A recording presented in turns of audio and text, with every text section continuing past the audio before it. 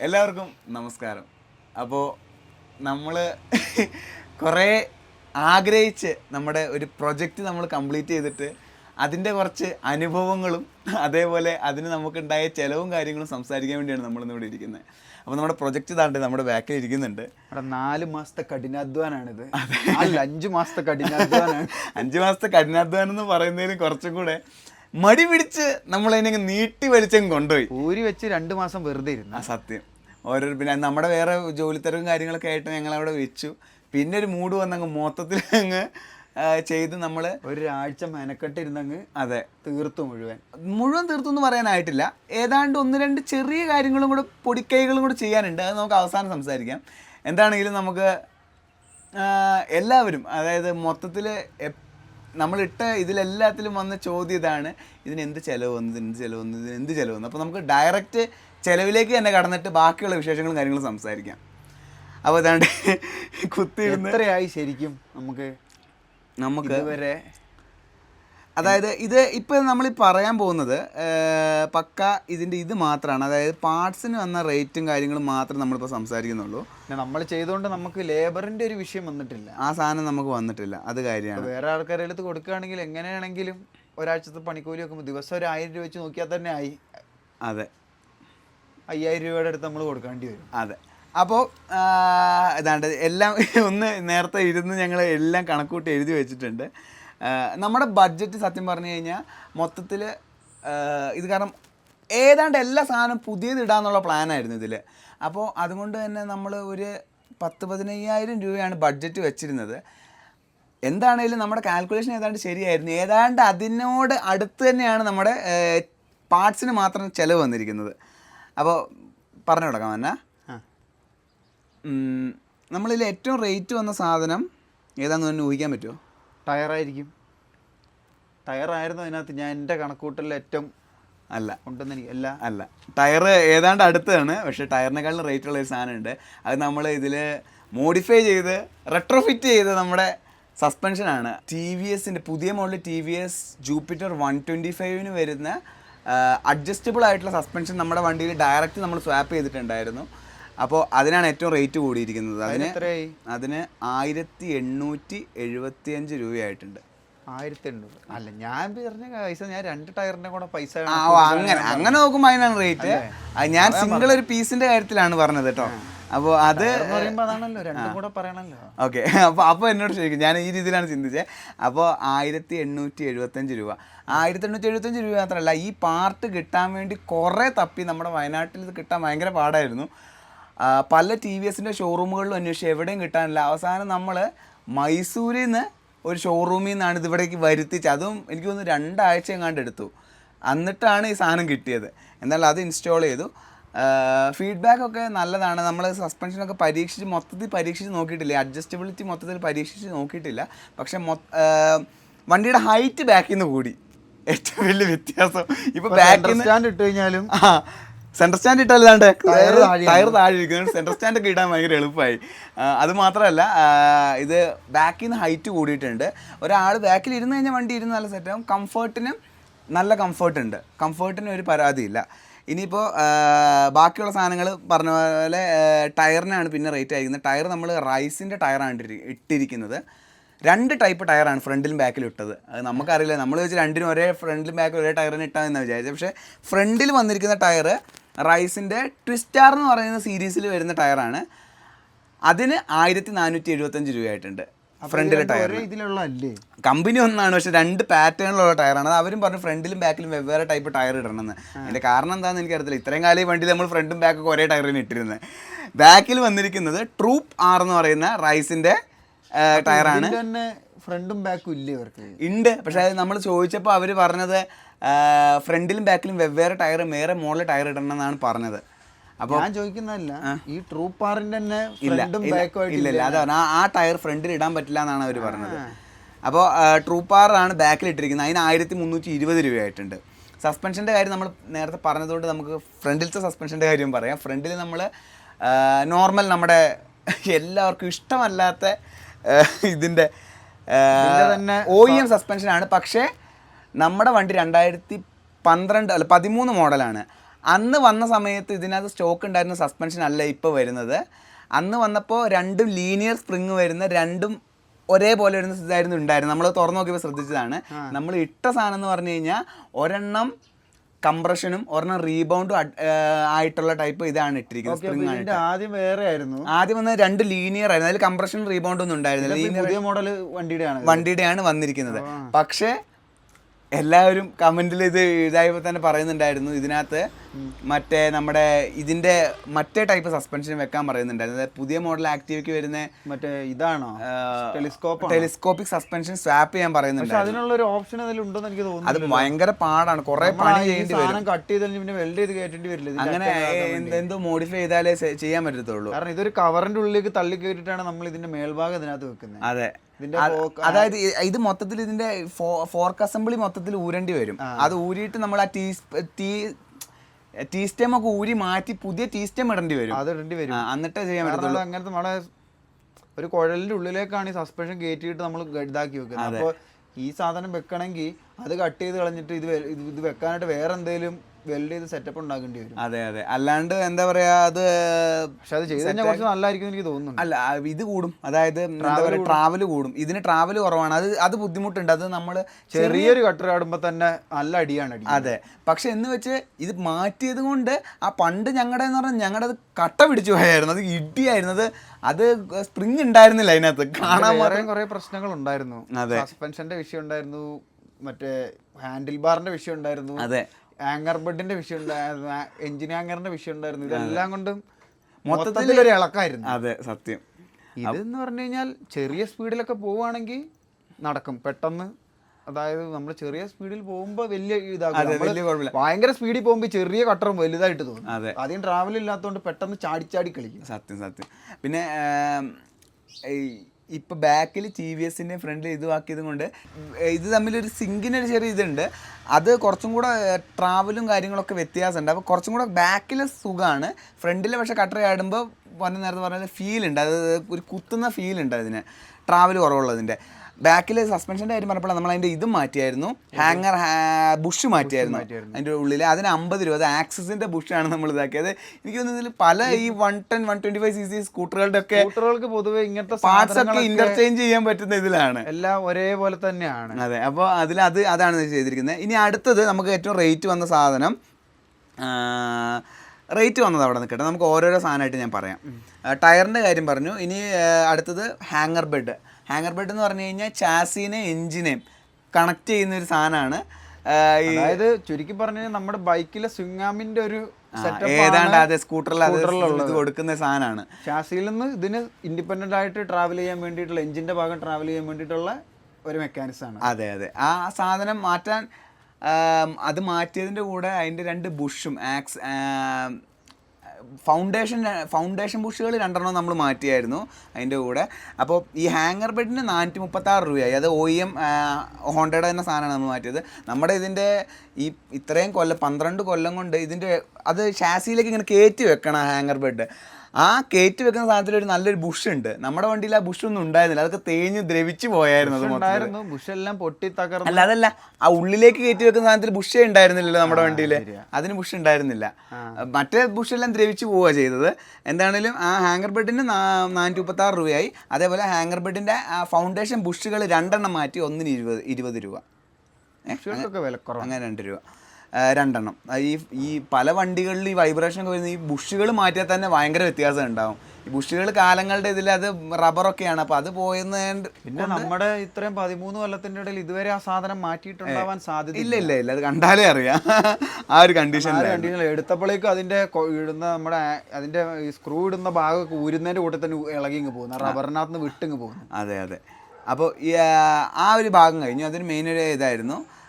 പിന്നെ നമ്മൾ കുറേ സാധനം മാറ്റിയതെന്ന് പറഞ്ഞു കഴിഞ്ഞാൽ നമ്മുടെ ക്ലച്ച് അസംബ്ലിയിൽ കുറച്ച് സാധനം മാറ്റിയിട്ടുണ്ട്. നമ്മൾ കൃത്യം പറഞ്ഞു കഴിഞ്ഞാൽ 4 സാധനം മാറ്റിയിട്ടുണ്ട്. അതിൽ ഒരു സാധനമാണ് ബെൻഡിക്സ്. നമ്മുടെ വണ്ടിയിൽ ഒരു വലിയ നമ്മൾ നേരിട്ടുകൊണ്ടിരുന്ന ഒരു പ്രശ്നത്തെ തന്നെ മാറ്റിയൊരു സാധനമാണ്. കാരണം വണ്ടി നമ്മൾ സ്റ്റാർട്ടർ മോട്ടർ സ്റ്റാർട്ട് ഇത് ഞെക്കും, വണ്ടി ഈ ഒരു ഒച്ച മാത്രമേ ഉണ്ടായിരുന്നുള്ളൂ. വണ്ടി സ്റ്റാർട്ടാവാൻ കുറേ സമയം എടുക്കുമായിരുന്നു. അപ്പം നമുക്ക് എന്താണെന്ന് അറിയില്ല. ഞങ്ങൾ വിചാരിച്ചുകൊണ്ടിരുന്നത് ഇതിൻ്റെ സ്റ്റാർട്ടർ മോട്ടർ നാശമായതാ, അല്ലെങ്കിൽ ഇതിന് ബാറ്ററി പോയി കിടക്കുക, ഇങ്ങനെയൊക്കെ വിചാരിച്ചുകൊണ്ടിരുന്നത്. ഈ വണ്ടി ബിൽഡ് ചെയ്യുന്ന സമയമായപ്പോൾ ഇതിനെക്കുറിച്ച് കുറേ പഠിച്ചപ്പോഴാണ് സംഭവം മനസ്സിലായത്. ഇതിൻ്റെ ഇടയിൽ ഈ സ്റ്റാർട്ടർ മോട്ടർ കണക്ട് ചെയ്തിട്ട് ഈ ഫ്ലൈ വീലിനെ കറക്കുന്ന ഒരു ചെറിയൊരു സാധനമുണ്ട്, ബെൻഡിക്സ് എന്ന് പറയുന്നത്. അത് കംപ്ലൈൻറ്റ് ആയാലാണ് ഇത് വരികയെന്ന്. അപ്പോൾ നമ്മൾ ആ സാധനം, അതാണ് ഈ സ്റ്റാർട്ടർ മോട്ടറിൻ്റെ ഒരു ഭാഗമാണത്. അതെ, സെപ്പറേറ്റ് ഒരു പീസായിട്ടാണ് അത് വരുന്നത്. ഫ്ലൈ വീലിനെ കറക്കുന്ന ഒരു സാധനം ഉള്ളിലോട്ട് നിന്നിട്ട് നമ്മൾ ഞെക്കുമ്പോൾ, ഇഗ്നിഷൻ ഞെക്കുമ്പോൾ ഇത് പുറത്തേക്ക് ചാടി വന്ന് ഫ്ലൈ വീലിനെ കറക്കി തിരിച്ചു കയറും. അതെ, നല്ല മെക്കാനിക്സ് ആണ് ഇത് കാണാനൊക്കെ. നമ്മുടെ ഇതിന്റെ എന്ന് പറഞ്ഞു കഴിഞ്ഞാൽ അത് മുഴുവൻ പോയായിരുന്നു. അതിന് ശക്തി, അതായത് ഇതിനൊരു റീകോയിൽ എഫക്റ്റ് ആണ്. അതായത് തള്ളിയിട്ട് തിരിച്ചിങ്ങനെ സ്പ്രിംഗ് ആക്ഷനിൽ വരണം. നമ്മുടെ കറക്കിയിട്ട് നേരെ തിരിച്ചു. നമ്മുടെ ഭയങ്കര എന്താ പറയാ, അതിന് ആ സ്പ്രിംഗ് ആക്ഷൻ ഒക്കെ പോയി കിടക്കുകയായിരുന്നു. സ്പ്രിങ്ങിന്റെ കംപ്രഷനും അതിന്റെ സ്ട്രെങ്ത് പോകുമ്പോൾ ഇത് കൃത്യമായിട്ട് പ്രവർത്തിക്കാൻ പറ്റില്ല. ഇതിന് മുന്നോട്ട് പോയി കുടുങ്ങുന്നില്ല. അതെ, അതുകൊണ്ടാണ് ഈ കിറന്ന് ഇങ്ങനെ അടിച്ചോണ്ടിരിക്കുന്നത്. അതെ അതെ, അത് കറക്റ്റ് കൊള്ളാം. 4-5 അടി അടിക്കുമ്പോഴായിരിക്കും ഭാഗ്യം ഉണ്ടെങ്കിൽ സ്റ്റാർട്ട് ആവുക. അങ്ങനത്തെ ഒരു ഇതായിരുന്നു. അതൊരു വലിയ വ്യത്യാസമാണ് വണ്ടിയിലുണ്ട്. അതെ, ആ സാധനം 2 ഓപ്ഷൻ ഉണ്ടായിരുന്നു. ഒന്ന് ഒറിജിനൽ ഹോണ്ടയുടെ വാങ്ങായിരുന്നു. രണ്ടാമത്തത് പൊതുവെ എല്ലാവരും വാങ്ങുന്ന ലൂക്കാസ് TVSന്റെ ഇത്. അതിന് റേറ്റ് ഭയങ്കര കുറവാണ്, എന്നാലും കൂടുതലാണ്. ഒരു ചെറിയ പാർട്ട് വെച്ച് നോക്കുമ്പോൾ 650 രൂപയായി അതിന്. അതിന്റെ വിലയുടെ കാര്യം എന്ന് പറഞ്ഞാൽ ഇത്രയും ശക്തിക്ക് വണ്ടിയെ കറക്കി ഓണാക്കണ്ടേ. കുറെ കാലങ്ങൾ നിലനിൽക്കാൻ വേണ്ടി ഉള്ളതുകൊണ്ടായിരിക്കണം അതിന്റെ അത്രയും വില ഉണ്ടാവുക. അപ്പോൾ ആ സാധനം മാറി. പിന്നെ മാറിയതെന്ന് പറഞ്ഞാൽ നമ്മുടെ വണ്ടിയുടെ ഇതേപോലെ തന്നെ നമ്മൾ നേരിട്ടൊരു വലിയ പ്രശ്നം, ഹാൻഡിലിലേക്ക് വൈബ്രേഷൻ. അതും ഇതേപോലെ നമുക്കറിയില്ല. നമ്മൾ ചിന്തിക്കുന്ന ഹാൻഡിലിന് വൈബ്രേഷൻ ആണ് സ്വാഭാവികമായിട്ട്. ഈ ഒരു ഭാഗത്ത് എവിടെയെങ്കിലും എന്തെങ്കിലും കംപ്ലൈൻറ്റ് ഉണ്ടെന്നാണ് വിചാരിക്കുക. അങ്ങനെ പണ്ട് നമ്മൾ ഇതേപോലെ ഹോണ്ടയുടെ ഒരു ഷോറൂമിൽ, ഇത് പൊന്നൻ്റെ ഒരു കൂട്ടുകാരൻ്റെ അടുത്ത് നമ്മൾ കൽപ്പറ്റ കൊണ്ടുപോയി കാണിച്ചപ്പോൾ അവിടെ നിന്നാണ് പറഞ്ഞത് ഇതിന് ക്ലച്ചിൻ്റെ അവിടെ ഒരു ഇതുണ്ട്, ഒരു ബെയറിങ് പോട്ടെ, റോളർ ബെയറിങ് അല്ലേ, റോളർ ബെയറിങ്, അങ്ങനത്തെ ക്ലച്ച് റോളർ എന്നാണ് അതിൻ്റെ ശരിക്കും പേരെന്ന് എനിക്ക് തോന്നുന്നത്. ആ സാധനത്തിന് തേയ്മാനം വരുമ്പോൾ ആണ് ഇത് സംഭവം, ഈ വിറ വരുന്നതെന്ന് അവിടുന്ന് പഠിച്ചു. പിന്നെയുള്ളത് നമ്മൾ യൂട്യൂബാണ്. യൂട്യൂബിൽ നോക്കി പല വീഡിയോ ഉണ്ട് ഇതിൻ്റെ പരിഹാരം എന്താണെന്ന്. അപ്പോൾ എല്ലാവരും ചെയ്തത് എന്താണെന്ന് പറഞ്ഞു കഴിഞ്ഞാൽ, ഇതിൻ്റെ ഉള്ളിൽ വേരിയേറ്റർ എന്ന് പറഞ്ഞിട്ടൊരു ഭാഗമുണ്ട്. അതായത് അതാണ് സത്യം പറഞ്ഞു കഴിഞ്ഞാൽ ഇതിൻ്റെ അതാണ് എൻജിനായിട്ടുള്ള ബന്ധം. എൻജിന് പുറത്ത് വരുന്ന അതിൻ്റെ ഡ്രൈവ് ട്രെയിനിൻ്റെ ആദ്യത്തെ ഭാഗം വേരിയേറ്റർ എന്ന് പറഞ്ഞ ഭാഗമാണ്. അതിന്റെ ഉള്ളിൽ കുറെ വേരിയേറ്റർ ഏകദേശം ഇവിടെ ആയിട്ടാണ് വരുന്നത്. അതെ, അതായത് ഇതിന്റെ വേരിയേറ്ററിന്റെ അവിടെ നിന്ന് ഇങ്ങോട്ടേക്കാണ് ക്ലച്ചിന്റെ ഷൂ, ഇവിടെയാണ് ക്ലച്ച് ഇരിക്കുന്നത്. ആ ക്ലച്ച് അവിടെ നിന്നാണ് നേരെ വീലിലേക്ക് പവർ പോകും. അതെ, അപ്പോൾ ഈ വേരിയേറ്റർ എന്താ ചെയ്യുന്നത്, വേരിയേറ്ററിന്റെ ഉള്ളിൽ കുറെ വെയിറ്റ് ഉള്ള ബെയറിംഗ് ഉണ്ട്, റോളർ ബെയറിംഗ്, ഉരുണ്ട ബെയറിങ്ങുകൾ. ഇത് ഈ ഡ്രൈവ് ട്രെയിൻ കറങ്ങുമ്പോൾ ഇത് പുറത്തോട്ടേക്ക് അങ്ങ് തള്ളുമ്പോൾ ആ വെയിറ്റിന്റെ ഫോഴ്സിൽ ഇത് ആ ബെൽറ്റ് ഉണ്ടാവും ഇതിൻ്റെ ഉള്ളിൽ. ബെൽറ്റിനെ അങ്ങ് ജാമാക്കി ബെൽറ്റിനെ അങ്ങ് ഇറക്കും.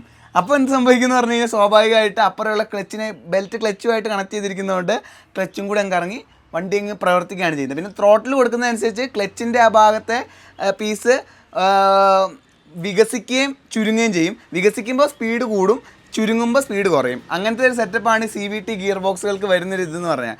അപ്പോൾ നമ്മൾ വേരിയേറ്റർ മാറ്റി, നമ്മുടെ വേരിയേറ്ററിൻ്റെ അത് മൊത്തം കഷ്ണം അല്ലെങ്കിൽ കട്ട് പോലെ ആയിട്ടുണ്ടായിരുന്നു നമ്മുടെ വേരിയേറ്റർ. സാധനത്തിൽ നല്ല കേക്ക് മുറിച്ച പോലെ ഒരു ഭാഗം ചെത്തിയിരിക്കും. അതെ, ബെയറിങ്ങുകളുടെ ഉരുണ്ട ബെയറിങ്ങുകളൊക്കെ അതെനിക്ക് ഇത്രയും കാലം തെറിച്ച് പോയിട്ടാന്ന് തോന്നുന്നു. അതിൽ മൊത്തം ഇങ്ങനെ നേരെ കുറെ വെട്ടും പാടുകളുമായിരുന്നു. അപ്പോൾ ആ വെട്ടായാണ് വണ്ടിയെ വിറപ്പിച്ചുകൊണ്ടിരുന്നത്. അതെ, അത് പ്രോപ്പറായിട്ട് തിരിയാതിരുന്നിട്ട്. അപ്പോൾ എന്താണേലും നമ്മൾ ആ സാധനങ്ങൾ മാറ്റി, അത് 2 വട്ടം മാറ്റേണ്ടി വന്നു. കാരണം ആദ്യം നമ്മൾ വാങ്ങിച്ച പാർട്ട് എന്ന് പറഞ്ഞാൽ ഇതിൻ്റെ ആയിരുന്നില്ല, അത് പുതിയ മോഡൽ 110ൻ്റെ ആയിരുന്നു. ഈ വണ്ടി ഹെറ്റ് 110 എന്ന് പറയുന്ന മോഡലാണ്. അപ്പോൾ അത് കൃത്യമായിട്ട് ഹെറ്റ് എന്ന് പറഞ്ഞ് വാങ്ങണമായിരുന്നു. അപ്പോൾ നമ്മൾ ആദ്യം വാങ്ങിച്ചു, ഇൻസ്റ്റാൾ ചെയ്തു. ദൈവമേ, അത് ഓണാക്കി നോക്കിയപ്പോൾ വണ്ടിയിൽ നിന്ന് ഇല്ലാത്ത വേറെ വണ്ടി മുഴുവൻ കിടത്ത് കിളിയാന്ന് വിറക്കിയായിരുന്നു. അതെ, എന്നിട്ട് ചുമ്മാ ഒരു സംശയം തോന്നിയിട്ട് ഞങ്ങൾ ഇതാക്കി നോക്കുമ്പോൾ ഈ സാധനം ഫിറ്റ് ആവുന്നില്ല, ടൈറ്റ് ആയിട്ട്. ഇതിനൊരു കേസ് ഒരു അപ്പം പോലത്തെ ഒരു സാധനത്തിലാണ്ട് ഉള്ളിലേക്കാണ് ഇത് ഇറക്കി വെക്കുന്നത്. ഇത് ഇറക്കി വെക്കുമ്പോൾ ഇത് ഇറങ്ങി നിൽക്കുന്നില്ല, ഇത് ശരിക്കും ഇറങ്ങി താഴേക്ക് പോയി പിടിച്ച് നിൽക്കണം. അതെ, അപ്പോൾ ഇത് ഇറങ്ങി പോകുന്നില്ല. എന്നപ്പോൾ വിചാരിച്ചു ഇത് സാധനം എന്തെങ്കിലും ഇവരും ഇതായി പോയതായിരിക്കും, മാനുഫാക്ചറിംഗ് ഡിഫക്റ്റ് ആയിരുന്നു. കുറേ ഉരച്ചൊക്കെ നോക്കി, ഉരച്ചിറക്കാൻ പറ്റുമോ നിൽക്കുന്നു. ഭാഗ്യം അധികം ഉറക്കാതിരുന്നത്. അതെ, പക്ഷെ ഉരച്ചിട്ടൊന്നും ആയില്ല, അതാണ് സത്യം. വെറുതെ ഉരച്ച് കുറേ സാൻഡ് പേപ്പർ കളഞ്ഞല്ലാണ്ട് ഒരു മാറ്റം ഉണ്ടായില്ല. പിന്നെ ഒരു വീഡിയോ കണ്ടിട്ടാണ് ഇതിങ്ങനെയാണ് ഇതിന്റെ സെറ്റപ്പ് എന്ന് മനസ്സിലായത്. എന്നിട്ട് അപ്പം തന്നെ നമ്മൾ പോയി അവിടെ പോയിട്ട് സാധനം മാറ്റി പുതിയത് വാങ്ങിച്ചു, ഒരു കുഴപ്പമില്ല, കറക്റ്റ് ഫിറ്റായി. ഓടിച്ചു നോക്കിയപ്പോഴാണ് ഈ വണ്ടിയുടെ ശരിക്കും വ്യത്യാസം മനസ്സിലായത്. ഇത്രയും കാലം 12 കൊല്ലം 13 കൊല്ലത്തിന് ശേഷം ഈ വണ്ടി അങ്ങനത്തെ അത്ര സ്മൂത്ത് ആയിട്ട് അത് മാറ്റി ഓടിച്ചപ്പോഴാണ് സത്യം, അത് ഭയങ്കര വ്യത്യാസമായിരുന്നു. എനിക്ക് എപ്പോഴും പറയാം, നിങ്ങൾ ആർക്കെങ്കിലും ഇത് അതായത് വണ്ടി ഓടിക്കുമ്പോൾ ഒരു വിറയോ ഇതോ വരുന്നുണ്ടെങ്കിൽ ഇതൊന്നും മാറ്റി, അതായത് ഒരു 10 കൊല്ലം കഴിഞ്ഞിട്ടുള്ള വണ്ടിയാണ് ഇതിന്റെ കാര്യമാണ് ഈ പറയുന്നത്, ഈ പുതിയ വണ്ടികളുടെ കാര്യമല്ല. ഹാൻഡിൽ ബാറിൽ സ്ലോ സ്പീഡിൽ വണ്ടി ആണെങ്കിൽ ഈ വേരിയേറ്ററിന്റെ റോളറും മാറ്റിയാൽ മതി. അതെ, ചിലപ്പോ വേരിയേറ്റർ മാറ്റേണ്ടി വരില്ല, ബെയറിംഗ് മാത്രം മാറ്റിയാൽ മതി. അതെ. പിന്നെ അപ്പോൾ ആ സാധനത്തിന് റേറ്റ് പറഞ്ഞില്ല. റോളർ ബെയറിങ്ങിന് 300 രൂപ, ഇതിൻ്റെ റേറ്റ് കൂടുതലാണ്. പുതിയ മോഡലിനെ വെച്ച് നോക്കുമ്പോൾ റേറ്റ് കൂടുതലാണ്, 300 രൂപ. വേരിയേറ്ററിന് 490 രൂപ. രണ്ടിനും കുറച്ച് വലിപ്പം കൂടുതലാണ് പുതിയ മോഡൽ 110. ഈ വെയിറ്റിന് ഓരോ വെയിറ്റ്, ഇതിന് എനിക്ക് തോന്നുന്നു 17 ആണോ 18 ഗ്രാമാണ് ബെയറിങ്ങിന്റെ വെയിറ്റ്. ആ വെയിറ്റ് കൂട്ടുന്നതനുസരിച്ച് നമുക്ക് വണ്ടിയുടെ ടോർക്ക് കൂട്ടാൻ പറ്റുമെന്നാണ് എനിക്ക് തോന്നുന്നത്. അതെ അതെ, അതായത് 20 ഗ്രാമിന്റെ കിട്ടു കഴിഞ്ഞാൽ പവർ ഇതിന്റെ ടോർക്ക് കൂടും, വണ്ടിക്ക് ചാട്ടം. അതെ, ടോപ്പ് സ്പീഡ് പോയിട്ട് ടോർക്ക് കൂടാനുള്ള ഗുണമുണ്ട് അങ്ങനത്തെ കാര്യം. കാരണം ഞാൻ ഇന്നാളെ ഒരു വീഡിയോയില് ഒരാൾ ചെയ്ത് കണ്ടത് മറ്റേ ഇത് അപ്ഗ്രേഡ് ചെയ്യുമ്പോൾ 25 ഗ്രാമിന്റെ എങ്ങാണ്ട് ഇട്ടിട്ടാണ് ഈ വണ്ടിക്ക് ചാടിപ്പോകുന്ന സാധനം ഇടുന്നത്. നമുക്ക് പിന്നെ അതിന്റെ ആവശ്യമില്ല, അതുകൊണ്ട് നമ്മൾ അതൊന്നും സാധാരണ വർക്ക് ഹോഴ്സ് ആയതുകൊണ്ട് സാധാ സാധനം ഇട്ടാണ്. അതെ അതെ. അപ്പോൾ അത് മാറ്റി. പിന്നെ മാറ്റി ബെൽറ്റാണ്. അതിൻ്റെ ഒരു സത്യം പറഞ്ഞാൽ ആവശ്യം ഉണ്ടായിരുന്നില്ല, നമ്മളിത് വാങ്ങിച്ചതിൻ്റെ കൂട്ടത്തിൽ അങ്ങ് വാങ്ങിച്ചതാണ്. നമ്മുടെ ഇതിനകത്ത് നമ്മൾ തുറന്നു നോക്കിയപ്പോൾ കണ്ട് നല്ല പുത്തൻ ബെൽറ്റ് ആയിരുന്നു. മാറ്റിയിട്ട് ഓടി കുറച്ച് വെട്ടുണ്ടായിരുന്നു, എന്നാലും ഇഷ്ടമാതിരി ഓടാനുള്ള ഉണ്ടായിരുന്നു. പക്ഷെ എന്നാലും നമ്മൾ അവസാനം പുതിയത് വാങ്ങിച്ചുകൊണ്ട് പുതിയത് ഇട്ടു. അതിന് 490 രൂപയായി. ഒറിജിനൽ ഹോണ്ട തന്നെയാണ്. പിന്നെ നമ്മൾ ക്ലച്ചിൻ്റെ ഷൂ ഇഷ്ടമാതിരി ഉണ്ടായിരുന്നു ആവശ്യത്തിൽ. അപ്പോൾ നമ്മളതൊന്ന് ഉരച്ച് ഇതാക്കി മിനുക്കി ഒന്ന് ഗ്രീസൊക്കെ ചെയ്തിട്ട് നമ്മൾ തിരിച്ചിടുണ്ടായിരുന്ന പൊടിയൊക്കെ തട്ടിക്കളഞ്ഞ് അതെ ഒന്ന് വൃത്തിയാക്കി എടുത്തു. അതെ, അത് വലിയ കാര്യമായിട്ടുള്ളത് ഉണ്ടായിരുന്നില്ല. പിന്നെ നമുക്ക് ഈ ചെയ്തതിൽ എനിക്ക് തോന്നി ഈ വർക്കിൽ ഏറ്റവും നമ്മളെ തലയ്ക്ക് ഭ്രാന്ത് പിടിപ്പിച്ച 1-2 എണ്ണത്തിൽ ഒരെണ്ണം എന്ന് പറഞ്ഞു കഴിഞ്ഞാൽ ഈ ബ്രേക്ക് പാഡ് മാറ്റിയതാണ് എൻ്റെ ഒരു കാഴ്ചപ്പാട്. കാരണം ബ്രേക്കിൻ്റെ കേബിളും പാഡും മാറ്റിയത് നമ്മൾ കിളി മാറിപ്പോയി. അതായത് ഒരു ദിവസം രാത്രി വരെ എടുത്തു, അവസാനം ഭ്രാന്തായിപ്പോയി. ഇതിൻ്റെ ഫിറ്റ് ചെയ്യാൻ വേണ്ടി ഓർമ്മയില്ല, ഈ സാധനം ഫിറ്റ് ചെയ്യാൻ വേണ്ടി. ബ്രേക്കിലത്തത് പെട്ടെന്ന് ഇടാൻ പറ്റി. ഇത് നമ്മൾ മുന്നിലത്തെ ബ്രേക്ക് പാഡ് മാറ്റണമെങ്കിൽ, അതായത് ബ്രേക്ക് പാഡ് മാറ്റി അത് നമ്മൾ ബ്രേക്ക് പാഡ് മാറ്റാൻ വേണ്ടിയിട്ടാണോ ഊരി, അതോ ബ്രേക്ക് പാഡ് മാറ്റാനും ഇതെല്ലാം മാറ്റാൻ സസ്പെൻഷൻ അതാണ് ഭ്രാന്തായി പോയത്. ബ്രേക്ക് പാഡ് ബ്രേക്ക് പാഡ് മാറ്റാൻ ടയർ വെളിയിലാണ്, അപ്പൊ പിന്നെ എന്തായാലും വട്ടായി പോകും. ഈ സാധനം ഇട്ടിട്ട് ഇത് തിരിച്ചു കയറില്ലായിരുന്നു. ഈ ഒന്നാമത്തെ കാര്യം നമ്മുടെ ഇതിനൊരു പിടുത്തം ഉണ്ടായിരുന്നു. അതെ. പിന്നെ രണ്ടാമത്തെ കാര്യം ഈ ബ്രേക്കിന്റെ വള്ളികൾ കിട്ടാൻ കുറെ. ഒരു മെയിൻ സംഭവം എന്താന്ന് പറഞ്ഞാൽ ഈ സസ്പെൻഷൻ മാറ്റിയതുകൊണ്ട് ഈ സാധനം ഇരുന്നത് പൊങ്ങത്തില്ല. പഴയതായിരുന്നു നമുക്ക് ബാക്കിൽ പിടിച്ച് പൊക്കി വെക്കി, പൊങ്ങത്തുമില്ല. ഇത് എന്ത് ചെയ്തിട്ട് ഇത് അനങ്ങുന്നില്ല, ഇത് തിരിക്കാനും പറ്റുന്നില്ല. ബ്രേക്ക് പാഡ് മാറ്റാൻ എളുപ്പമായിരുന്നു. അതെ. പിന്നെ ഇതിൽ വിഷയം വന്നത് കേബിളാണ്. ഇത് കോംബി ബ്രേക്ക് ആയതുകൊണ്ട് അതൊരു പുതിയ അനുഭവമായിരുന്നു. ഇതിന്റെ ഈ സെറ്റപ്പ് ഫ്രണ്ടിൽ 3 വള്ളിയുണ്ട്. അതായത് ബേക്ക് പിടിച്ചു കഴിഞ്ഞാൽ ഫ്രണ്ടും കൂടെ പിടിക്കുന്ന ഒരു സെറ്റപ്പ്. അത് കണ്ടുപിടിക്കാനായിട്ട് 2 മണിക്കൂർ നീളം നോക്കിയിട്ട് അത് പാക്കറ്റിൽ ഉണ്ടായിരുന്നു. ഞങ്ങളിത് വയറ് കയറ്റി കഴിഞ്ഞപ്പോ കൺഫ്യൂഷൻ, ഇത് ഏതാണെന്ന് അറിയില്ല. ഞാൻ ആ സമയത്ത് ഒന്നുമില്ല, ഇത് മാറ്റുന്ന സമയത്ത് ഒന്ന് മാർക്ക് ചെയ്താൽ മതി. ആ പാക്കറ്റിൽ എഴുതിയത് ഫ്രണ്ട് ലെഫ്റ്റ് ഫ്രണ്ട് റൈറ്റ് എന്ന് എഴുതിയിട്ടുണ്ട്. അത് മാർക്ക് ചെയ്താൽ മതി. പിന്നെ കുറെ അങ്ങോട്ടിട്ട് ഇങ്ങോട്ടിട്ട് ഏകദേശം ഒരു ധാരണയിലാണ് അത് സെറ്റ് ചെയ്തത്. റിയർ എളുപ്പമാണ്, ഏറ്റവും നീളം കൂടിയത് ബാക്കിലത്തേക്കുള്ള ഒരു വഴി കൂടെ അങ്ങ് വിട്ടാൽ മതി. അതുകൊണ്ട് അത് വലിയ വഴിയും കണ്ടുപിടിക്കണമായിരുന്നു, എവിടുത്താന്ന് കണ്ടുപിടിക്കണമായിരുന്നു. പിന്നെ അതെല്ലാം ഇട്ടതിന് ശേഷം ഇത് തിരിച്ചിടലായിരുന്നു ഏറ്റവും വലിയ. പ്രത്യേകിച്ച് ഫ്രണ്ടിലത്തെ. ബാക്കിലത്തെ ഒരു കുഴപ്പമില്ല, ഫ്രണ്ടിലെ പാഡ് മാറ്റാൻ എളുപ്പമായിരുന്നു. സത്യം, പെട്ടെന്ന് പറ്റി. ഇത് പാഡ് മാറ്റി സാധനം വീല് തിരിച്ച് കയറ്റാനാണ് മെനക്കെട്ടത് ഫ്രണ്ടിലത്തെ. അതൊരു അരമണിക്കൂർ എടുത്തെന്നാണ് എനിക്ക് തോന്നുന്നത്. സാധനം കിട്ടിയില്ല. എന്നിട്ട് ഒരു വട്ടം ഇട്ടിട്ട് എങ്ങനെയോ ഒരു 15 മിനിറ്റ് മെനക്കെട്ടിട്ട് ടയർ എങ്ങനെയോ കയറ്റി. എന്നിട്ട് എന്ത് പറ്റി, ആക്സിൽ തിരിഞ്ഞു പോയി. ഇട്ടത് ആക്സിലിന് ഒരു വഴിക്കാണ് ആക്സിൽ കിടക്കേണ്ടത്. ആക്സിൽ ഇട്ടത് തിരിഞ്ഞു പോയി. എന്നിട്ട് പിന്നെ ഇത് വലിച്ചൂരി അവസാനമായപ്പോഴേക്ക് എനിക്ക് ദേഷ്യം. ഇരുട്ടായി. എനിക്കൊന്ന് 8-7 മണിയൊക്കെ 7:30 അവസാനം വിളിയായിരുന്നു. എന്റെ പൊന്നോ, എനിക്ക് ദേഷ്യം വന്നിട്ട് ഈ സാധനം ഒന്ന് പൊക്കാൻ. അതാണ് മെയിൻ പ്രശ്നം, ഈ സസ്പെൻഷന്റെ കുഴപ്പം. മുൻഭാഗം പൊക്കാൻ പറ്റുന്നില്ല. ഇത് എന്നിട്ട് എങ്ങനെയൊക്കെ അടിച്ച് പറിച്ച് കയറ്റി സാധനം ഇട്ട് കഴിഞ്ഞപ്പോ സമാധാനമായി. സത്യം. അപ്പൊ ഇത് സസ്പെൻഷൻ മാറ്റുന്നവർ ഇത് ചിന്തിക്കണം. ഇതിലത്തെ ടയർ ഊരാനും ബ്രേക്ക് മാറ്റാനും അങ്ങനത്തെ കുറച്ച് മെനക്കേടുകളുണ്ട്. നമ്മള് കുറേ നല്ലത് നേടുമ്പോൾ കുറേ നമ്മൾ എന്താ പറയുക പ്രശ്നങ്ങൾ ഉണ്ടാവും എന്ന് പറയുന്ന പോലെയാണ്. അത് ഇതാവുമ്പോൾ ഇങ്ങനെ കുറേ പ്രതിസന്ധികളുണ്ട് ഇതിന്. എന്തെങ്കിലും ആവട്ടെ, എന്തായാലും അത് നമ്മൾ തരണം ചെയ്തു. നമ്മുടെ അതിനെല്ലാം ചിലവ് വന്നത് ബ്രേക്ക് പാഡിന് ഒന്നിന് 200 രൂപ, അങ്ങനെ 400 രൂപ ഫ്രണ്ടും ബാക്കും മാറ്റിയതിന്. കേബിളിന് ഓരോരോ റേറ്റാണ്. ബാക്ക് ഇത് പലയിടത്തും പല റേറ്റ് ആവാനുള്ള സാധ്യതയുണ്ട്. ഇത് നമ്മൾ വാങ്ങിച്ച ബ്രാൻഡിൻ്റെ റേറ്റാണ് ഈ പറയുന്നത്. ഏറ്റവും ബാക്കിലത്തെ കേബിളിനാണ് ഏറ്റവും റേറ്റ് കൂടുതൽ, അതിന് 250 രൂപയായി. ഫ്രണ്ട് ബ്രേക്കിനുള്ള കേബിളിന് 200 രൂപ, ഫ്രണ്ട് കോമ്പിക്കുള്ളത് 210 രൂപ, അത്ര രൂപയായിട്ടുണ്ട്. അപ്പോൾ ചുരുക്കി പറഞ്ഞു കഴിഞ്ഞാൽ ബ്രേക്കും ബ്രേക്ക് കേബിളും മാറ്റാൻ നമുക്ക് 1000 രൂപയ്ക്ക് അടുത്തായിട്ടുണ്ട് എല്ലാം മാറ്റിയിട്ട്. ഇനി അടുത്തത് എനിക്ക് തോന്നുന്നു ഈ ബിൽഡിൽ നമ്മുടെ ഏറ്റവും ചലഞ്ചിങ് ആയിട്ടുള്ള ഏറ്റവും പ്രശ്നക്കാരനാവും നമ്മൾ പ്രതീക്ഷിച്ച സാധനം, അതായത് കോൺസെപ്റ്റ് ബോൾ റേസർ മൊത്തം സാധനം നമ്മൾ മാറ്റിയായിരുന്നു. അത് ഒരു എക്സ്പീരിയൻസ് തന്നെയായിരുന്നു കേട്ടോ. ഇത് ഊരിക്കഴിഞ്ഞ് കഴിഞ്ഞാൽ ഇത് സത്യം പറഞ്ഞ സൈക്കിൾ പോലെ ഉള്ളൂ. ഇതിന്റെ ഈ ഫെയറിങ്ങും ഈ പ്ലാസ്റ്റിക് പീസെല്ലാം ഊരിക്കഴിഞ്ഞു. പക്ഷെ ഇതിനകത്ത് ഇതിന്റെ കഴുത്തിന്റെ ഈ ഭാഗത്ത് ഇവിടെ ആയിട്ട് ഒരു ബോളും ഒരെണ്ണം ഇതിന്റെ ഈ ഒരു അടിയില് അവിടെ ഒരെണ്ണാണുള്ളത്. അപ്പൊ ഈ സാധനങ്ങൾ എന്ന് പറഞ്ഞാൽ നമ്മൾ രാവിലെ തുടങ്ങിയായിരുന്നില്ല പണി. അത് എനിക്ക് തോന്നുന്നു ഉച്ച വരെ സമയം എടുത്തായിരുന്നു. വൈകുന്നേരം വരെ എടുത്തു എനിക്ക് തോന്നുന്നത്. അത് കുറച്ച് മെനക്കെട്ടായിരുന്നു. അതായത് ഈ സാധനം എന്ന് പറഞ്ഞാൽ നമ്മൾ സാധാ ബോൾ ബെയറിംഗ് പോലെ ഫിക്സഡ് ആയിട്ടുള്ളതല്ല. ഇത് സാധനം എന്ന് പറഞ്ഞാൽ 2 പാർട്ടായിട്ടാണ് ഇരിക്കുന്നത്. ഒരെണ്ണം നമ്മുടെ ഇതിനകത്ത് ഇരിക്കും, മറ്റേ ടീ സ്റ്റെമ്മിൽ ഇരിക്കും. ടീ സ്റ്റെമ്മിന്റെ താഴെ ഇരിക്കും. അതിനകത്ത് ഒരെണ്ണം ഉണ്ടാവും, ഇതിന്റെ അടിയിൽ ഒരെണ്ണം ഉണ്ട്, മേളിൽ ഇതിലേക്ക് നമ്മുടെ വണ്ടിയുടെ ഷാസിയിലേക്ക് ഘടിപ്പിച്ചിട്ട് ഒരെണ്ണം ഉണ്ട്. അതെന്ന് പറഞ്ഞാൽ ഒരെണ്ണം മറ്റേ അടപ്പും മറ്റേ മൂടിയും പോലെയാണ് ഇരിക്കുന്നത്. ഒരെണ്ണത്തിൽ ഇരിച്ചിട്ട് അതിനകത്ത് ഒരു വട്ടം പോലെ ഒരു സാധനം ഉണ്ടാവും. അതിനകത്ത് ബോൾ വെച്ച് ഇത് വെച്ച് അടച്ചു കഴിഞ്ഞാൽ മേളിൽ വെച്ച് നട്ട് വെച്ച് ടൈറ്റ് ചെയ്താൽ ഇത് ലോക്കാവും. ഹാൻഡിലെ ഷാസി ആയിട്ട്. അതെ, ഹിമാലയനിലൊന്നും ഉള്ള പോലത്തെ ഇതല്ല ഇതിനകത്തുള്ള എന്ത് കോൺസെപ്റ്റ്. ആ സാധനം അല്ല, റോളർ ബെയറിംഗ് അല്ല ഇതിലുള്ള. അതെ, ഫിക്സഡ് ആയിട്ടുള്ള ബോളും ഇതുമാണ്, ബോൾ റേസർ. ഇത് ബെയറിംഗ് ആണ്, പക്ഷെ ഇത് 2 കഷ്ണമായിട്ടുള്ള ബെയറിംഗ്. ഇതിന്റെ ബോളും അടപ്പും ഇത് എല്ലാം കേസും എല്ലാം നമ്മൾ ഫിക്സ് ചെയ്യണം. അതെ അതെ. ഇത് ഊരാനൊക്കെ എളുപ്പമായിരുന്നു. ഊരാൻ നമ്മളൊരു മെനക്കെട്ടൊരു സാധനം ഉണ്ട്, ഇതിന്റെ ക്യാപ്പും. ഇതൊക്കെ ഊരാൻ വലിയ മെനക്കെട്ടില്ല. ഇതിന്റെ ഉള്ളിൽ ടീ സ്റ്റെമ്മിന്റെ അടിയിൽ ഒരു സാധനം ഉണ്ടായിരുന്നു. ആ സാധനം ഊരാൻ അടിച്ച് ഞാനൊരു 1 മണിക്കൂർ അടിച്ച് ഇളക്കി. എനിക്ക് തോന്നുന്നു അത് ആയുധങ്ങളൊന്നും കിട്ടുന്നില്ല. എന്നിട്ട് പോയിട്ട് വേറെ 2 ചുറ്റികയും വാങ്ങിക്കൊണ്ട് വന്ന് പിന്നെ ഇതിന്റെ നമ്മൾ ഈ കമ്പി മുറിക്കുന്ന ഒരു സാധനമുണ്ട്. നമ്മുടെ കോൺക്രീറ്റിന്റെ ചെയ്യുന്ന കമ്പി മുറിക്കുന്ന വെട്ടുന്ന സാധനം ഒരു ഇവിടെ ഉണ്ടായിരുന്നു. അത് വെച്ച് അതിന്റെ ഇടയിൽ തിരികെ കയറ്റി അടിച്ച് സ്ക്രൂ ഡ്രൈവർ പോയി. ഒരു സ്ക്രൂ ഡ്രൈവർ പോയി. ഒരു സ്ക്രൂ ഡ്രൈവറിന്റെ ഫ്ലാറ്റ് ഹെഡ് ഇപ്പൊ പകുതിയായിട്ട് ഒരു പകുതി പല്ല് പൊട്ടി വലിക്കുക. അയ്യോ, അത് ഭയങ്കര മെനക്കേടായിരുന്നു. എന്നിട്ട് അടിച്ച് പിന്നെ പോയി ചുറ്റിക വാങ്ങി. ഈ ഒരു ബിൽഡ് കാരണം കുറെ ടൂൾസ് നമ്മൾ എക്സ്ട്രാ വാങ്ങി.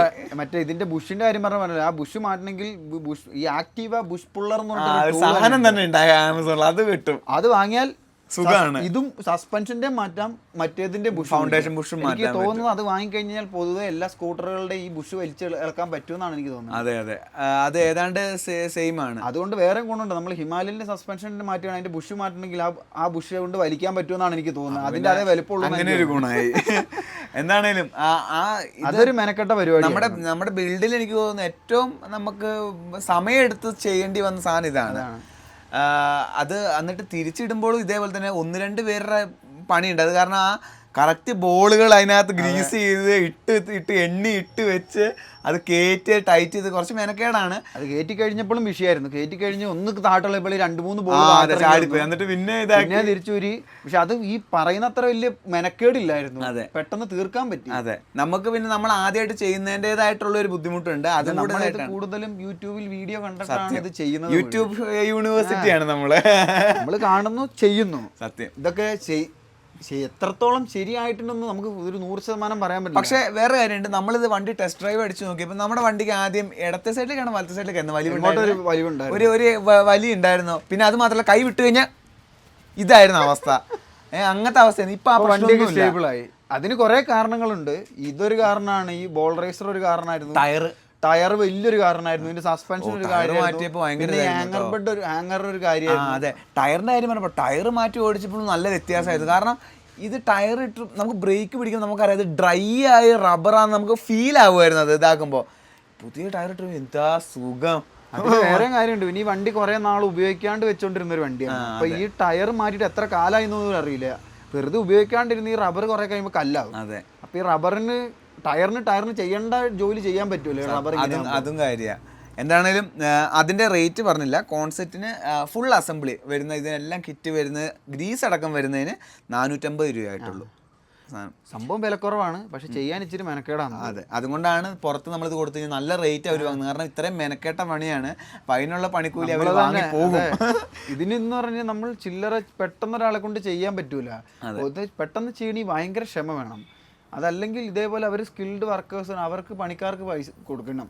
അവർ വർഷങ്ങളായിട്ട് ഇത് ചെയ്ത് അവർക്കൊരു തഴക്കവും നേക്കും ഉണ്ടാവും, അതിനനുസരിച്ചുള്ള പണിയായുധങ്ങളും ഉണ്ടാവും അവരുടെ കയ്യിൽ. പെട്ടെന്ന് തട്ടിയെടുക്കുന്ന കാര്യം പറഞ്ഞപ്പോഴാണ് ഇതിന്റെ ഷാസിയുടെ ഇതിന്റെ ഉള്ളില് ഇതിന്റെ ഒരു അടപ്പ് കുടുങ്ങിയിരിക്കും ഈ അടിയെന്നുള്ള. അത് നമ്മൾ ആദ്യം മറ്റേ പൈപ്പ് ഇട്ട് അതിന്റെ മേലെ എക്സ്റ്റെൻഡ് ചെയ്തിട്ടല്ലേ അടിച്ചത്. അത് അരയുടെ ചെയ്തെന്ന് പറഞ്ഞു എക്സ്റ്റൻഷൻ റോഡ് ഇട്ടിട്ട് എന്റെ ഒരു 15 ഇഞ്ചിന്റെ ഒരു എക്സ്റ്റൻഷൻ, 15 10 ഇഞ്ചിന്റെ 1/2 ഇഞ്ച് റേഞ്ചിന്റെ 1/2 ഇഞ്ച് റേഞ്ചിന്റെ ഒരു 15 ഇഞ്ച് എക്സ്റ്റൻഷൻ ഉണ്ട്. ഒരു 7.5 ഇഞ്ച് പകുതി, അതിന്റെ പകുതി ഉള്ളവരുണ്ട്. അത് രണ്ടും ഘടിപ്പിച്ചിട്ട് അതിന്റെ പുറത്ത് വലിയൊരു സോക്കറ്റ് ഇട്ടിട്ടാണ് ഉള്ളതിൽ ഏറ്റവും വലിയൊരു സോക്കറ്റ് ഇട്ടിട്ടാണ് മറ്റേത്. പിന്നെ ഞങ്ങള് ഈ ടീ സ്റ്റെമ്മിന്റെ അതിനകത്ത് ഒരു കഷ്ണം വെക്കാനുണ്ട്. അതാണ് ഊരാൻ ഏറ്റവും മെനക്കെട്ട സാധനം. അത് തിരിച്ചിട്ടപ്പോൾ ഇതുപോലെ കോമഡി ആയിരുന്നു. ഞങ്ങൾ രണ്ടുപേരും കൂടെ കളിയായിരുന്നു. മറ്റേ റബ്ബറിന്റെ മേലറ്റം എളുപ്പത്തില് പെട്ടെന്ന് ഇടാൻ അത് രണ്ടുപേര് ചേർന്ന് അടിച്ചത്. ഇത് അടിച്ചിറക്കാൻ എളുപ്പമാണല്ലോ, ഇത് ഇളക്കി എടുക്കാനാണ് പാട്. എന്നിട്ട് കളിയായിരുന്നു. ഫുള്ള് അങ്ങോട്ടും ഇങ്ങോട്ടും പാടി അടിയായിരുന്നു. അതെന്തായാലും നല്ല കോമഡി ആയിരുന്നു. നമുക്ക് പെട്ടെന്ന് ഓടിച്ചു പോകാൻ പറ്റുന്ന സാധനങ്ങളൊക്കെ ഇത് പറയാം. ഗ്രിപ്പ് 2 മാറ്റി മൊത്തത്തിൽ പുതിയ ഗ്രിപ്പായിട്ടത്. അത് ഇടത്തെ സൈഡിലേന് 60 രൂപയായി, 61 രൂപ. വലത്തെ സൈഡിലത് ആക്സിലേറ്ററിൻ്റെ ഇതടക്കം വരുന്നൊരു അസംബ്ലിയാണ്, അതിന് 77 രൂപയായിട്ടുണ്ട്. ഇത് മാറ്റാൻ വലിയ പ്രയാസമുള്ള കാര്യമൊന്നുമല്ല, പെട്ടെന്ന് തന്നെ വലിയ പാടുള്ള സംഭവമൊന്നുമല്ല. പിന്നെ നമുക്ക് വന്നത് കീ സെറ്റ്. നമ്മൾ വണ്ടി ഇടയ്ക്ക് ഒരു പ്രശ്നം ഉണ്ടായിരുന്നു നമ്മുടെ വണ്ടിക്ക്. അതായത് നമ്മൾ ചവിട്ടിയാലോ ഇതാക്കിയാലോ വണ്ടിയിൽ മൊത്തത്തിൽ ഇതിൻ്റെ വയറിങ്ങിന് കണക്ഷൻ പോവാത്ത പോലത്തെ ഒരു അവസ്ഥ. ഓർമ്മയില്ല, സ്റ്റാർട്ടർ ഒന്നും കത്തൂല. ഓണാക്കി ഇതാക്കുമ്പോൾ 2-3 വട്ടം അടിക്കുമ്പോഴാണ് ഭാഗ്യം ഉണ്ടെങ്കിൽ എപ്പോഴേലും സ്റ്റാർട്ടാവുന്ന രീതിയിൽ. അപ്പം നമ്മൾ വിചാരിച്ചത് ഇത് ഇങ്ങനെ യൂട്യൂബിൽ അടിച്ചിട്ട് എവിടെയൊക്കെയാണ് ഇതിന് പ്രശ്നം വരാൻ ഇതിന് സാധ്യതയുള്ളതെന്ന് പറഞ്ഞിട്ട് നമ്മൾ ഓർമ്മയുണ്ട് ഇതിൻ്റെ ഇതൊക്കെ അടിച്ചിട്ട് നമ്മൾ ബൈപ്പാസ് ഒക്കെ ചെയ്ത് നോക്കിയത്. ആദ്യമായിട്ട് ബൈപ്പാസ് ഒക്കെ ചെയ്ത് വണ്ടി സ്റ്റാർട്ട് ചെയ്യാൻ റിലേ അതിനൊന്നും കംപ്ലൈൻറ്റ് ഉണ്ടായിരുന്നില്ല. അപ്പോൾ സാധ്യത ഉണ്ടായിരുന്ന ഒരു സാധനം എന്ന് പറഞ്ഞാൽ കീ സെറ്റ് ആയിരുന്നു. അപ്പോൾ ആ ഒരു ഇതുകൊണ്ട് കീ സെറ്റ് മാറ്റിൽ പ്രശ്നം മാറും എന്നുള്ളൊരു വിശ്വാസത്തിൻ്റെ പുറത്ത് നമ്മൾ കീ സെറ്റ് മാറ്റി. കീ സെറ്റ് എന്ന് പറഞ്ഞു കഴിഞ്ഞാൽ ഫുൾ അസംബ്ലിയാണ്, വെറും ഈ സാധനം മാത്രമല്ല, ഇവിടുത്തെ ഇതിൻ്റെ കീ സെറ്റ് മാറും. ഇതിന്റെ നമ്മുടെ സീറ്റ് അതൊരാൾ ചോദിച്ചിട്ടുണ്ടായിരുന്നു. സീറ്റിന്റെ മാറും, പിന്നെ മറ്റേതും അതിന്റെ ഫ്രണ്ടിലത്തെ ഇഗ്നിഷന്റെ മൊത്തത്തിൽ അസംബ്ലി മാറും. അതിനെല്ലാം കൂടെ റേറ്റ് വന്നത്, അതിന് ഞാൻ ഭയങ്കര റേറ്റ് വന്നു. പക്ഷേ റേറ്റ് ഭയങ്കര കുറവ്, 510 രൂപയായിട്ടുള്ളൂ. മൊത്തത്തിൽ പുതിയ കീ സെറ്റാണ് ഇപ്പോൾ വണ്ടി കിടക്കുന്നത്. അതിനുശേഷം ആ പ്രശ്നം മാറി അല്ലേ? അത് പിന്നെ വന്നിട്ടില്ലല്ലോ. പിന്നെ അങ്ങനത്തെ ഒരു പ്രശ്നം ആ പ്രശ്നം വന്നിട്ടില്ല, അതുകൊണ്ട് ആ പ്രശ്നം മാറിയെന്ന് വിശ്വസിക്കുന്നു. ഇനി അടുത്ത എയർ ഫിൽട്ടർ നമ്മൾ ഇതിന് വരുന്നത് ഇതല്ല വരുന്നത്, അതായത് ട്യൂബ് പോലത്തെ ആണ് വരുന്നത്, മറ്റേ ഫ്ലാറ്റ് ആയിട്ടുള്ളതല്ല. അത് നമ്മൾ മൈസ്ട്രോയുടെ ഒക്കെ ഇതിന് ഫിറ്റ് ആകും. നമ്മളിട്ടത് ഇങ്ങനത്തെ വണ്ടികൾക്ക് എയർ ഫിൽട്ടർ പല പാർട്സുകളും കോമൺ ആയിട്ട് വരുന്ന പാർട്സുകളാണ്. അതെ, ഇത് നമ്മൾ വണ്ടി ഇട്ടിരുന്ന മൈസ്ട്രോയുടെ ആണ് ഇട്ടിരിക്കുന്നത്. ഇതിനൊക്കെ മിക്കതിനും അത് തന്നെയാണ്. പലതും നമ്മൾ ഹോണ്ടയുടെ മറ്റേ ഹീറോയുടെ ഒക്കെ വാങ്ങി പലതും ഇട്ടിട്ടുണ്ട്. ഈ ബെൽറ്റ് വാങ്ങിയത് ഹീറോയുടെ ആണെന്നാണ് എൻ്റെ. അല്ലല്ല, അത് ഹോണ്ടയുടെ ഏതൊക്കെയോ നമ്മൾ ആദ്യം ഞങ്ങൾ ഇട്ട മറ്റേ ബെയറിങ്, വേരിയേറ്ററിലെ ബെയറിങ് പഴയ നമ്മൾ അതാണ് അത് മൈസ്ട്രോയുടെ, അത് മൈസ്ട്രോയുടെ ആയിരുന്നു, ഹീറോയുടെ ആയിരുന്നു. അത് വർക്കായില്ല. സ്കൂട്ടറുകൾക്കെല്ലാം ഏകദേശം പാർട്സുകളെല്ലാം കോമൺ ആയിട്ട് വരുന്നതാണ്. അതെ. പിന്നെ നമ്മൾ മാറ്റി പെട്ടെന്ന് അടിച്ച് വേഗം പോകാൻ വരുന്ന എയർ ഫിൽറ്റർ 195 രൂപയായി കോണിക്കല്. പിന്നെ നമ്മൾ മാറ്റിയൊരു സാധനം ഇതാണ്ട് ഇതെൻ്റെ ഒരു ആഗ്രഹത്തിനത് പെയിന്റ് അടിക്കാന്ന് പറഞ്ഞത്. ഞാൻ പറഞ്ഞു കിട്ടുകയല്ല, എന്തായാലും വലിയ റേറ്റ് ഉണ്ടായിരുന്നില്ല, അതുകൊണ്ട് ഈ ഒരു സത്യം പറഞ്ഞാൽ ഇതിൽ അത് മാറ്റേണ്ടെന്ന ഒരു ആവശ്യം ഉണ്ടായിരുന്നില്ല. ഞാൻ ഈ സാധനം ഊരിയിട്ട് ഇതിനകത്ത് ഈ പാർട്ട് ഇതൊക്കെ ഞാൻ പെയിന്റ് അടിച്ചതാണ്. ഞാൻ പെയിന്റ് അടിച്ചതാണ്. ഇതിന്റെ ഉള്ളിലുണ്ട്. എൻ്റെ ദൈവമേ, നമ്മൾ ഞെട്ടിപ്പോ ആ രീതിയിൽ ഇത് മാറ്റിയെടുത്തു. ഞാൻ അത് ഷാസി എല്ലാം പെയിന്റ് അടിച്ചു. അതിലൊക്കെ ഈ പ്ലാസ്റ്റിക് ഈ സാധനം എല്ലാം എന്ന് പറഞ്ഞാൽ ഒരു മാറ്റ് സ്പ്രേ പെയിന്റ് വാങ്ങി അടിച്ചു കഴിഞ്ഞാൽ ഇത് നല്ല പുതിയ പ്ലാസ്റ്റിക് പോലെ ഉണ്ടാവും. ഇത് ഈ മഡ്ഗാർഡൊക്കെ കറുത്ത്, അതായത് ദ്രവിച്ചിരുന്ന സാധനം മൊത്തത്തിൽ പുതിയ പ്ലാസ്റ്റിക് പോലെ. ഞാൻ ഇവനോട് പറഞ്ഞതാണ് ഇത് മാറ്റേണ്ടത്, നമുക്ക് പെയിന്റ് അടിച്ചാൽ മതി എന്ന്. പക്ക എൻ്റെ ആഗ്രഹത്തിന്റെ പുറത്താണ് ഞാൻ ഇത് വാങ്ങിച്ചത്. ഈ ഒരു പീസ്, ഇതിന് പറയുന്ന പേര് ഇന്നർ കവർ എന്നാണ് ഇതിന് പേര് എഴുതിയിട്ടുള്ളൂ, വേറെ ഒന്നും ഇതാക്കിയിട്ടില്ല. ഇത് 150 രൂപയാണ് ഇതിന് വരുന്നത് റേറ്റ്. പിന്നെ നമ്മൾ മാറ്റിയ സാധനം ഈ ഒരു ഇതൊക്കെ കിട്ടാൻ ഭയങ്കര പാടായിരിക്കും എന്നാണ് ഞാൻ പ്രതീക്ഷിച്ചത്, ഈ പഴയ മോഡൽ വണ്ടി. പക്ഷേ ഭാഗ്യത്തിന് ഇത് നമുക്ക് കിട്ടി, അതും മാറ്റി. അതേപോലെ ഇതിന്റെ ഈ മുന്നിൽ ഡാഷ്ബോർഡിന്റെ കവർ, ക്ലസ്റ്ററിന്റെ ഭാഗം വരുന്ന ആ കവറും നമ്മൾ മാറ്റി, അതൊക്കെ പുത്തനാണ്. അത് പറയുമ്പോൾ അത് പെയിന്റ് അടിക്കാതിരിക്കുന്നതാണ് എപ്പോഴും നല്ലത്. പെയിന്റ് അടിച്ചു കഴിഞ്ഞാൽ അത് പെയിന്റ് അടിച്ചാന്ന് എടുത്ത് കാണിക്കും, കാരണം ആൾക്കാർ കാണുന്ന ഭാഗമായതുകൊണ്ട്. അതെ. അപ്പോൾ അതിന് ഡാഷ്ബോർഡിന് ഈ മേലത്തെ ഈ ഒരു പീസിന് വന്നതെന്ന് പറഞ്ഞു കഴിഞ്ഞാൽ ഒറിജിനൽ ഹോണ്ടയാണ്, 230 രൂപയായി. ഈ ഒരു പീസിന്, ഈ താഴെ വരുന്ന ഈ ഒരു പീസിന് നമുക്ക് റേറ്റ് വന്നത് 590 രൂപയായി, 589 രൂപയായി. പിന്നെ നമ്മൾ ഇതാണ്ടേ അടുത്ത പെട്ടെന്ന് ഓടിച്ചു വിടാൻ പറ്റുന്നതാണ് ഈ ഒരു പീസ്, ഹെഡ്ലൈറ്റിൻ്റെ ഒരു, നമ്മുടെ ഇതിനകത്ത് പൊട്ടിപ്പോയിട്ടുണ്ടായിരുന്നു കുറേ പീസ്. അപ്പോൾ അതുകൊണ്ട് തന്നെ നമ്മളിത് മൊത്തത്തിൽ മാറ്റി. ഇത് ഇതേപോലെ പെയിന്റ് അടിച്ച് ബ്ലാക്കിൽ തന്നെ നമുക്ക് കിട്ടിയായിരുന്നു, കളറിൽ കിട്ടും. അതെ, ഹെഡ്ലൈറ്റ് കവർ. ഇതിന് നമുക്ക് റേറ്റ് വന്നത് എത്രയാണെന്ന് പറഞ്ഞു കഴിഞ്ഞാൽ 420 രൂപയായി. പെയിന്റ് അടിച്ച് വന്നതുകൊണ്ടായിരിക്കാം 420 രൂപയായിട്ടുണ്ട് ഇതിന്. അങ്ങനെ തന്നെ അത് വരുള്ളായിരിക്കും എന്ന് എനിക്ക് തോന്നുന്നത്. അതെ.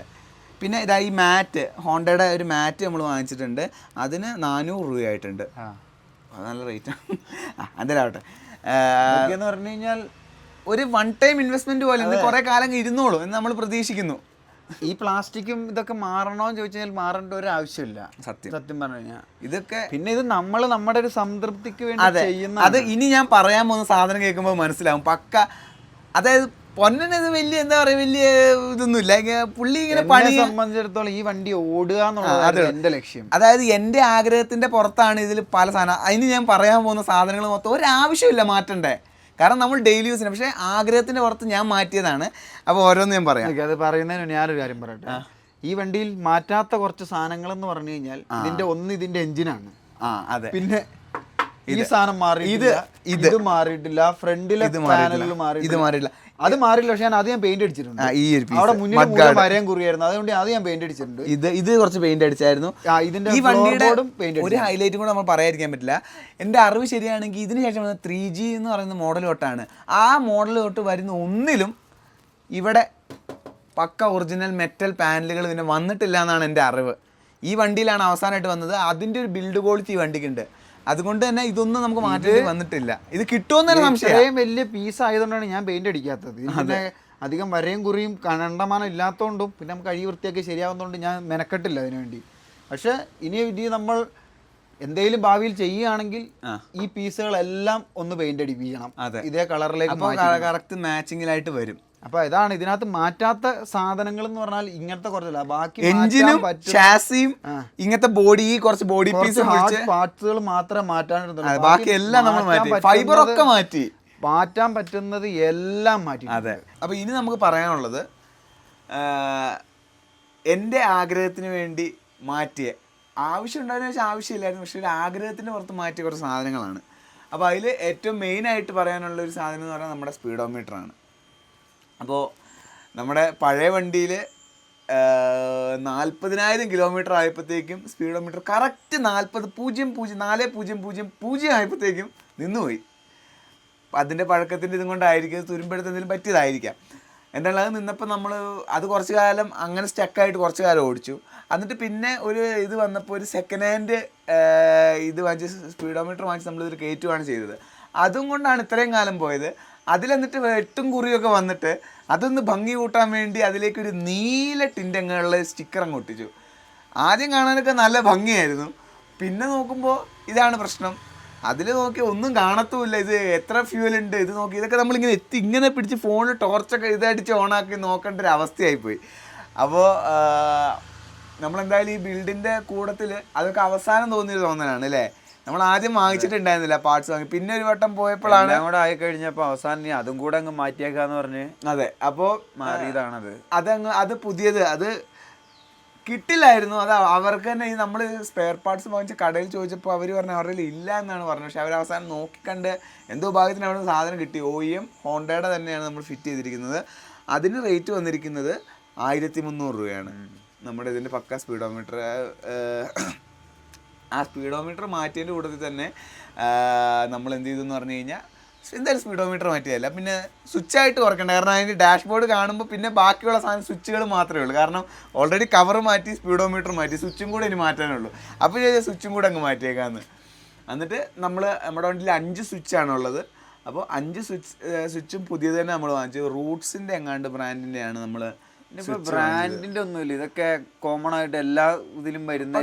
എനിക്ക് ഒരു കാര്യം, നമ്മുടെ ഇതിന്റെ ആ സ്വിച്ച് മറ്റേ ഇതിന്റെ അല്ല, ആക്സസിന്റെ എങ്ങാണ്ടല്ലേ? അല്ലല്ല, ഇതിന്റെ ഇത് ലൈറ്റിന്റെ ഈ 2 അങ്ങനെ. അതായത് ഈ വണ്ടിയിൽ വെച്ചിരിക്കുന്ന ഇതിന്റെ സ്വിച്ച് മാത്രം, ലൈറ്റിന്റെ സ്വിച്ചിനകത്ത്. അപ്പൊ എനിക്ക് തോന്നുന്നു പറഞ്ഞു കഴിഞ്ഞാൽ അത് ആക്സസിന്റെ അല്ല, പക്ഷെ അത് പുതിയ മോഡൽ ആക്റ്റീവയുടെ ആണ്. പാർക്ക് ലൈറ്റ് വരുന്ന ആക്റ്റീവയുടെ ആണ്. അത് മാത്രമല്ല വേറെയാണ്, പക്ഷെ അത് രണ്ടും വർക്കിംഗ് ആണ്, ഒരു കുഴപ്പമില്ല. സ്വിച്ചിന്റെ കാര്യം പറഞ്ഞപ്പോൾ എനിക്ക് ഓർമ്മ വരുന്നത് മറ്റേ കാര്യമാണ്. സ്വിച്ച് എല്ലാം വെച്ചിട്ട് വണ്ടി സ്റ്റാർട്ട് ചെയ്ത് നോക്കാൻ വേണ്ടി എക്സ്പീരിയൻസ് ചെയ്യുമ്പോൾ വണ്ടി സ്റ്റാർട്ട് ആവാത്ത സംഭവം. അയ്യോ, ചിലപ്പോൾ അതാണ് അതേപോലത്തെ ഫാൾട്ടി ആയിട്ടുള്ള സ്വിച്ചുകൾ കിട്ടും. അതെ, നമ്മള് ഇത് സ്വിച്ചെല്ലാം ഇട്ട് നല്ല ഭംഗിയായി ഡാഷ്ബോർഡൊക്കെ സെറ്റായി വണ്ടി ഭംഗിയായിട്ട് ആദ്യമായിട്ട് സ്റ്റാർട്ട് ചെയ്ത് നോക്കാന്നുള്ള ഇതിൻ്റെ വലിയ ആവേശത്തിൽ സ്റ്റാർട്ട് ചെയ്ത് നോക്കുമ്പോൾ ഒന്നും ആവുന്നില്ല സാധനം, ഒന്നും. അതായത് ഇത്രയും കഷ്ടപ്പെട്ട് ചെയ്തതെല്ലാം വെറുതെ ആയി പോയെന്നുള്ളൊരു അവസ്ഥയായി പോയി. എന്താണ് ഇത്? ഇതിന്റെ ഇടയിൽ വയറെന്തേലും കട്ടായി പോയോ, എന്തേലും അങ്ങോട്ടും ഇങ്ങോട്ടും മാറി കുത്തിപ്പോയോ, ഒന്നും അറിയാതെ ഒരു ഐഡിയ ഇല്ല എന്താ പറ്റിയെന്ന്. എന്നിട്ടാണ് ഇന്നലെ പറഞ്ഞ പോലെ ബൈപ്പാസ് ചെയ്ത്. അത് എപ്പോഴാന്ന് ഞാൻ പറഞ്ഞുതരാം. നമ്മള് ടെസ്റ്റ് ഡ്രൈവ് എടുക്കാന്ന് പറഞ്ഞ ആ ദിവസം രാവിലെ ഞാൻ ചുമ്മാ ഈ വീഡിയോ കണ്ടിട്ട് ചുമ്മാ അതൊന്ന് തുറന്നു നോക്കിയിട്ട് അത് പഴയ സ്വിച്ച് ഉണ്ടായിരുന്നു. അപ്പോൾ ഈ പുതിയ സ്വിച്ച് ഊരിയിട്ട്, ഈ സ്റ്റാർട്ടറിന്റെ പുതിയ സ്വിച്ച് ഊരിയിട്ട് പഴയ സ്വിച്ച് കുത്തി നോക്കി ഇതാക്കിയപ്പോൾ വണ്ടി അങ്ങ് സ്റ്റാർട്ടായി. അപ്പോൾ പുതിയത് വാങ്ങിച്ചു എന്ന് പറഞ്ഞാൽ ചിലപ്പോൾ ഫോൾട്ടി ആയിട്ടുള്ള പാർട്സ് കിട്ടാനുള്ള സാധ്യതയുണ്ട്. അതുകൊണ്ടും ഞാനൊക്കെ എന്തൊക്കെ വിചാരിച്ചു കഴിഞ്ഞാൽ ഇതിന്റെ സ്റ്റാർട്ടർ മോട്ടർ പോയി, അല്ലെങ്കിൽ ഇത് പോയി, ഇനി വയറിങ് മാറ്റി അങ്ങനെയൊക്കെ ചിന്തിച്ചേ. എന്താണേലും പിന്നെ അതേപോലെ നമ്മളതിന്റെ കറക്റ്റ് ലേ ഔട്ട് എഴുതി വെക്കാതെ പോയതും കൊണ്ട് ഈ സ്വിച്ചിന്റെ വയറിങ് ഏതാണെന്നും കൺഫ്യൂഷൻ ആയിപ്പോയി. അതെ, ഇത് മാറ്റുന്നവര് വയറൊക്കെ സ്വിച്ചൊക്കെ മാറ്റാൻ ഉദ്ദേശിക്കുന്നത് കേബിളിൽ കറക്റ്റ് എഴുതി വെക്കുന്നതിനനുസരിച്ച് ഏതൊക്കെ സ്വിച്ചിന്റെ ആണ് കേബിളിൽ ഒരു മറ്റേ മാസ്കിൻ ടേപ്പ് എടുത്ത് ഒട്ടിച്ച് ഒന്ന് എഴുതി അതിന്റെ പുറത്ത് മാർക്ക് ചെയ്ത് വെച്ചാൽ മതി. പിന്നെ നമ്മുടെ എന്താ പറ്റിപ്പോയെന്ന് പറഞ്ഞാൽ നമ്മൾ ഇത്രയും ദിവസം വെച്ചത് കൊണ്ടുള്ള ഒരു മിസ്റ്റേക്ക് ആണ്. നമ്മൾ ഓൺ ദ സ്പോട്ട്, അതായത് ഈ ഒരു 4 മാസം 5 മാസത്തിന്റെ ഇടയിൽ മാറ്റിയോണ്ട് ഇത് പലതും എന്തൊക്കെയാന്ന് മറന്നുപോയി. എന്നിട്ട് അവസാനം ഓരോന്ന് യൂട്യൂബിൽ വീഡിയോ കണ്ടിട്ട് ഇതൊക്കെ ആക്കിയിട്ട് അതേപോലെ തന്നെ നമ്മൾ ഇതിന്റെ മറ്റേ പാർട്സിന്റെ സ്ക്രൂകളെല്ലാം അഴിച്ചിട്ട് അതും മാർക്ക് ചെയ്ത് ഇടാൻ മറന്നു. എന്നിട്ട് ഓരോ തവണ ഊരിയതിന്റെ എല്ലാം ഒരു കവറിലിട്ടിട്ട് പിന്നെ ഏകദേശം ഒരു ധാരണയില് ഇട്ടിട്ട് പാകാവുന്നത് ഇട്ടിട്ടാണ് നമ്മൾ ശരിയാക്കിയത്. അതില് കുറച്ചെണ്ണത്തിന്റെ ലേബൽ ചെയ്ത് വെച്ചിട്ടുണ്ടായിരുന്നു. അതെന്ന് പറഞ്ഞു കഴിഞ്ഞാൽ അത് അവസാനം എത്തിയ ആദ്യം ഇതിന്റെ ഒരു വലിയ ഭാഗത്തിന്റെ എല്ലാ സ്ക്രൂവിന്റെ ആദ്യം ഊരുന്നതിന്റെ ഒരു കെട്ടായിട്ടാണ് വെച്ചത്. ഇതെല്ലാം പെട്ടെന്ന് തീരും എന്നുള്ള ധാരണയിലാണ് അത് എഴുതാണ്ടിരുന്നത്. അതും ശരിക്കും പറഞ്ഞാൽ ശ്രദ്ധിക്കണം. കാരണം നമ്മൾ അപ്പൊ എൻ്റെ അഭിപ്രായത്തിൽ ഇത് ഊരുന്ന ആൾക്കാര് ഏതൊക്കെ പീസുകൾ ഊരുന്നോ ആ പീസ് ഊരുന്നതിന്റെ കൂട്ടത്തിൽ അതിന്റെ പാർട്സ് ഏതൊക്കെ സ്ക്രൂ ആണോ അതൊരു പാക്കറ്റ് ചെയ്ത് അല്ലെങ്കിൽ മാർക്ക് ചെയ്ത് വെക്കലാണ് ഏറ്റവും നല്ല പരിപാടി. അതെ, അല്ലെങ്കിൽ പിന്നെ കണ്ടുപിടിക്കാൻ ബുദ്ധിമുട്ടായിരിക്കും. അവസാനം നോക്കുമ്പോൾ വണ്ടിയെല്ലാം ഊരി കഴിഞ്ഞിട്ട് നോക്കുമ്പോൾ 2 സ്ക്രൂ ബാക്കി. ഇത് കുറെ സ്ക്രൂ അങ്ങനെ ബാക്കി വന്നു, കുറെ സ്ക്രൂ ഇല്ലാണ്ട് പോയി. അതെ, എവിടെ പോയെന്ന് ആർക്കറിയാം. പിന്നെ ഞങ്ങൾ വേറെ പുതിയ കുറെ സ്ക്രൂ വാങ്ങി ഇടുകയാണ് ചെയ്തത്. ഓക്കെ, നീ ബാക്കി പറ. അപ്പോൾ സ്വിച്ചിന് 5 സ്വിച്ച് വാങ്ങിച്ചു. ഒരു സ്വിച്ചിന് 50 രൂപ വെച്ച് 5 സ്വിച്ച്, അങ്ങനെയാണ്. റേറ്റിന് വേറെ വ്യത്യാസമൊന്നുമില്ല. 5 സ്വിച്ച്. ഇനി നമുക്ക് അടുത്തത് പറയാനുള്ളത് ഇതേപോലെ പുതിയതായിട്ട് മൊത്തത്തിൽ മാറ്റിയ സാധനം എന്ന് പറഞ്ഞാൽ ഇതിന്റെ ലൈറ്റ് അസംബ്ലികളാണ്. വണ്ടിയിലുള്ള ഇതുപോലെ ഇതും അവസാനം എല്ലാം ഇട്ട് കഴിഞ്ഞപ്പോ ലൈറ്റ് മാത്രം എന്നാ പിന്നെ എല്ലാം മാറ്റിയല്ലേ. അതെ, ലൈറ്റ് മാത്രം പഴയതുപോലെ വെട്ടും കുറിയൊക്കെ വീണിരിക്കുക. അപ്പൊ പിന്നെ എന്തിനാ അത് മാത്രമായിട്ട് കുറയ്ക്കുന്നത്, അതും കൂടെ അങ്ങ് മാറ്റിയേക്കാന്നൊരു തോന്നുന്നു. സാധനം കൃത്യമായിട്ട് ലൈറ്റൊക്കെ എത്തുമായിരുന്നു.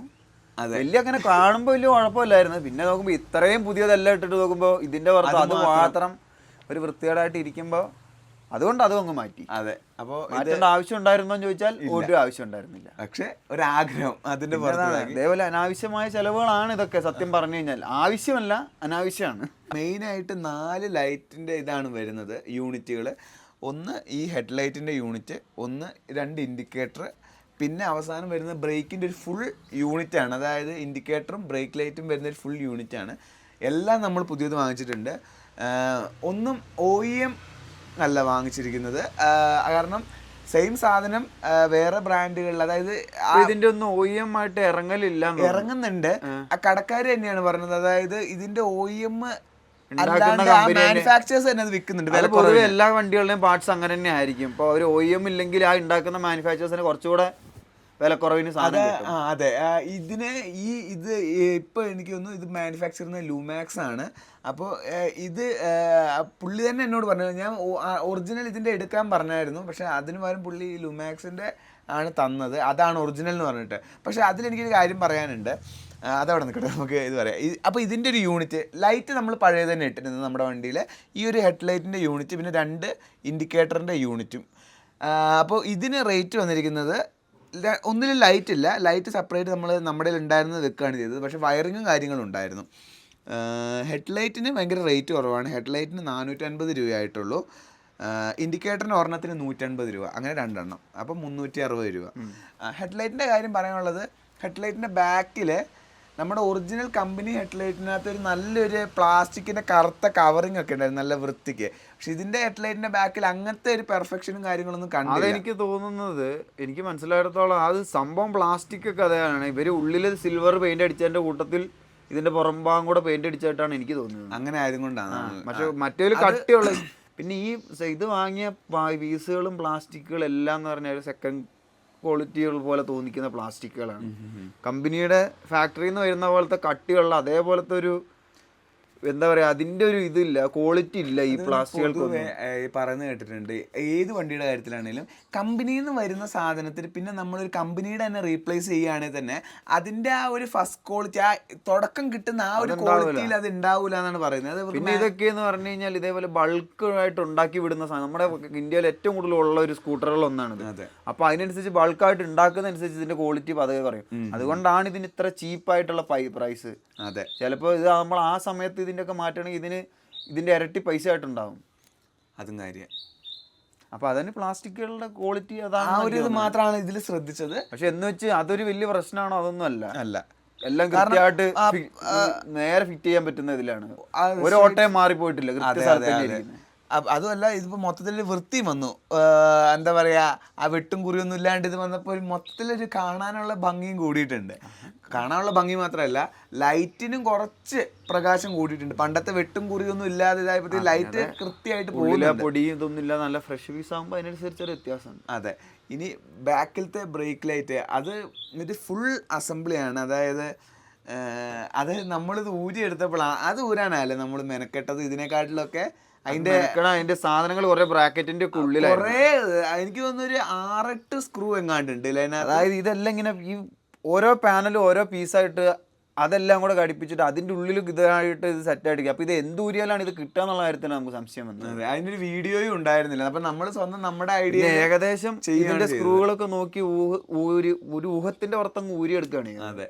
അപ്പോൾ എന്താണല്ലോ, അത് കുറച്ച് മെനക്കെട്ടെങ്കിൽ അത് ഊരിയെടുത്തു സംഭവം. അതിന്റെ പുതിയത് തിരിച്ചിടാൻ നേരത്ത് 1-2 വയറിങ് തിരിഞ്ഞു പോയിട്ട് നമ്മൾ തിരിഞ്ഞു പോയി. പിന്നെ ഇട്ട ബ്രാക്കറ്റ് എന്തോ ഇട്ട് തിരിഞ്ഞു പോയിട്ട് പകുതി വരെ ഇട്ടിട്ട് പിന്നെയും തിരിച്ചിടേണ്ടി വന്നു. അങ്ങനെ കുറച്ച് മെനക്കേടായി. എന്നാലും നമ്മൾ അത് ഇൻസ്റ്റാൾ ചെയ്ത് മൊത്തത്തിൽ ലുക്ക് മാറിപ്പോയി. കാരണം ബാക്കിലത്തെ ആയിരുന്നു, ഫ്രണ്ടിലത്തെ വെച്ച് നോക്കുമ്പോൾ ഭയങ്കര പഴകിയ ഒരു അവസ്ഥയായി പോയത് ബാക്കിലത്തെ ലൈറ്റുകളായിരുന്നു. അതിട്ടപ്പോഴത്തേക്കും മൊത്തത്തിൽ അതിന്റെ ചുമപ്പിന് തന്നെ കളറിന് വ്യത്യാസം ഉണ്ടായിരുന്നു. അപ്പോൾ അതിന് റേറ്റും കൂടുതലാണ്, കാരണം ഇൻഡിക്കേറ്ററും എല്ലാം വരുന്നതായതുകൊണ്ട്. ഇതിലും ലൈറ്റ് ഉണ്ടായിരുന്നില്ല. ലൈറ്റ് നമ്മുടെ പഴയത് തന്നെ ലൈറ്റ് ഇതിനകത്ത് ചെയ്തത്, ബൾബ്. അപ്പോൾ അതിന് റേറ്റ് ആയത് എത്രയാണ്? ബ്രേക്ക് ലൈറ്റിന് 1120 രൂപയായിട്ടുണ്ട്. ഉനോമിൻഡ എന്ന് പറഞ്ഞ ബ്രാൻഡിൻ്റെയാണ് നമുക്ക് കിട്ടിയത്. ഒറിജിനൽ അതാണെന്ന് എനിക്ക് തോന്നുന്നില്ല, കാരണം FIMO അങ്ങനെ എന്താ പറഞ്ഞിട്ട് ഒരു കമ്പനിയുടെയാണ് ഒറിജിനലിൽ കണ്ടത്, അതിനകത്ത് പഴയത് കണ്ടതെന്നാണ് എൻ്റെ ഓർമ്മ. എന്തായാലും ഇത് ഉനോമിൻഡയുടെയാണ് നമ്മൾ ഇട്ടിരിക്കുന്നത്. ഇനിയിപ്പോൾ നമുക്ക് പറയാനുള്ളത്, കഴിഞ്ഞു, പറയാനായിട്ടൊന്നുമില്ല ഇനി. എല്ലാം ഗ്രിപ്പിന്റെ കാര്യമൊക്കെ പറഞ്ഞു, ഗ്രിപ്പിന്റെ എല്ലാം പറഞ്ഞു. പിന്നെ ഇട്ടത് 2 മിററാണ്, പുതിയ 2 മിറർ. മിററിന്റെ കാര്യം മറന്നുപോയി ഞാൻ. ശരിയാട്ടോ, പിന്നെ അതേ ഉള്ളൂ എൻ്റെ കണ്ണിൽ, അത് മാത്രമേ. ഞാൻ ഈ മിററിന്റെ കാര്യം മറന്നുപോയി. മിററിന് എന്ത് റേറ്റ് ആയിപ്പോയി?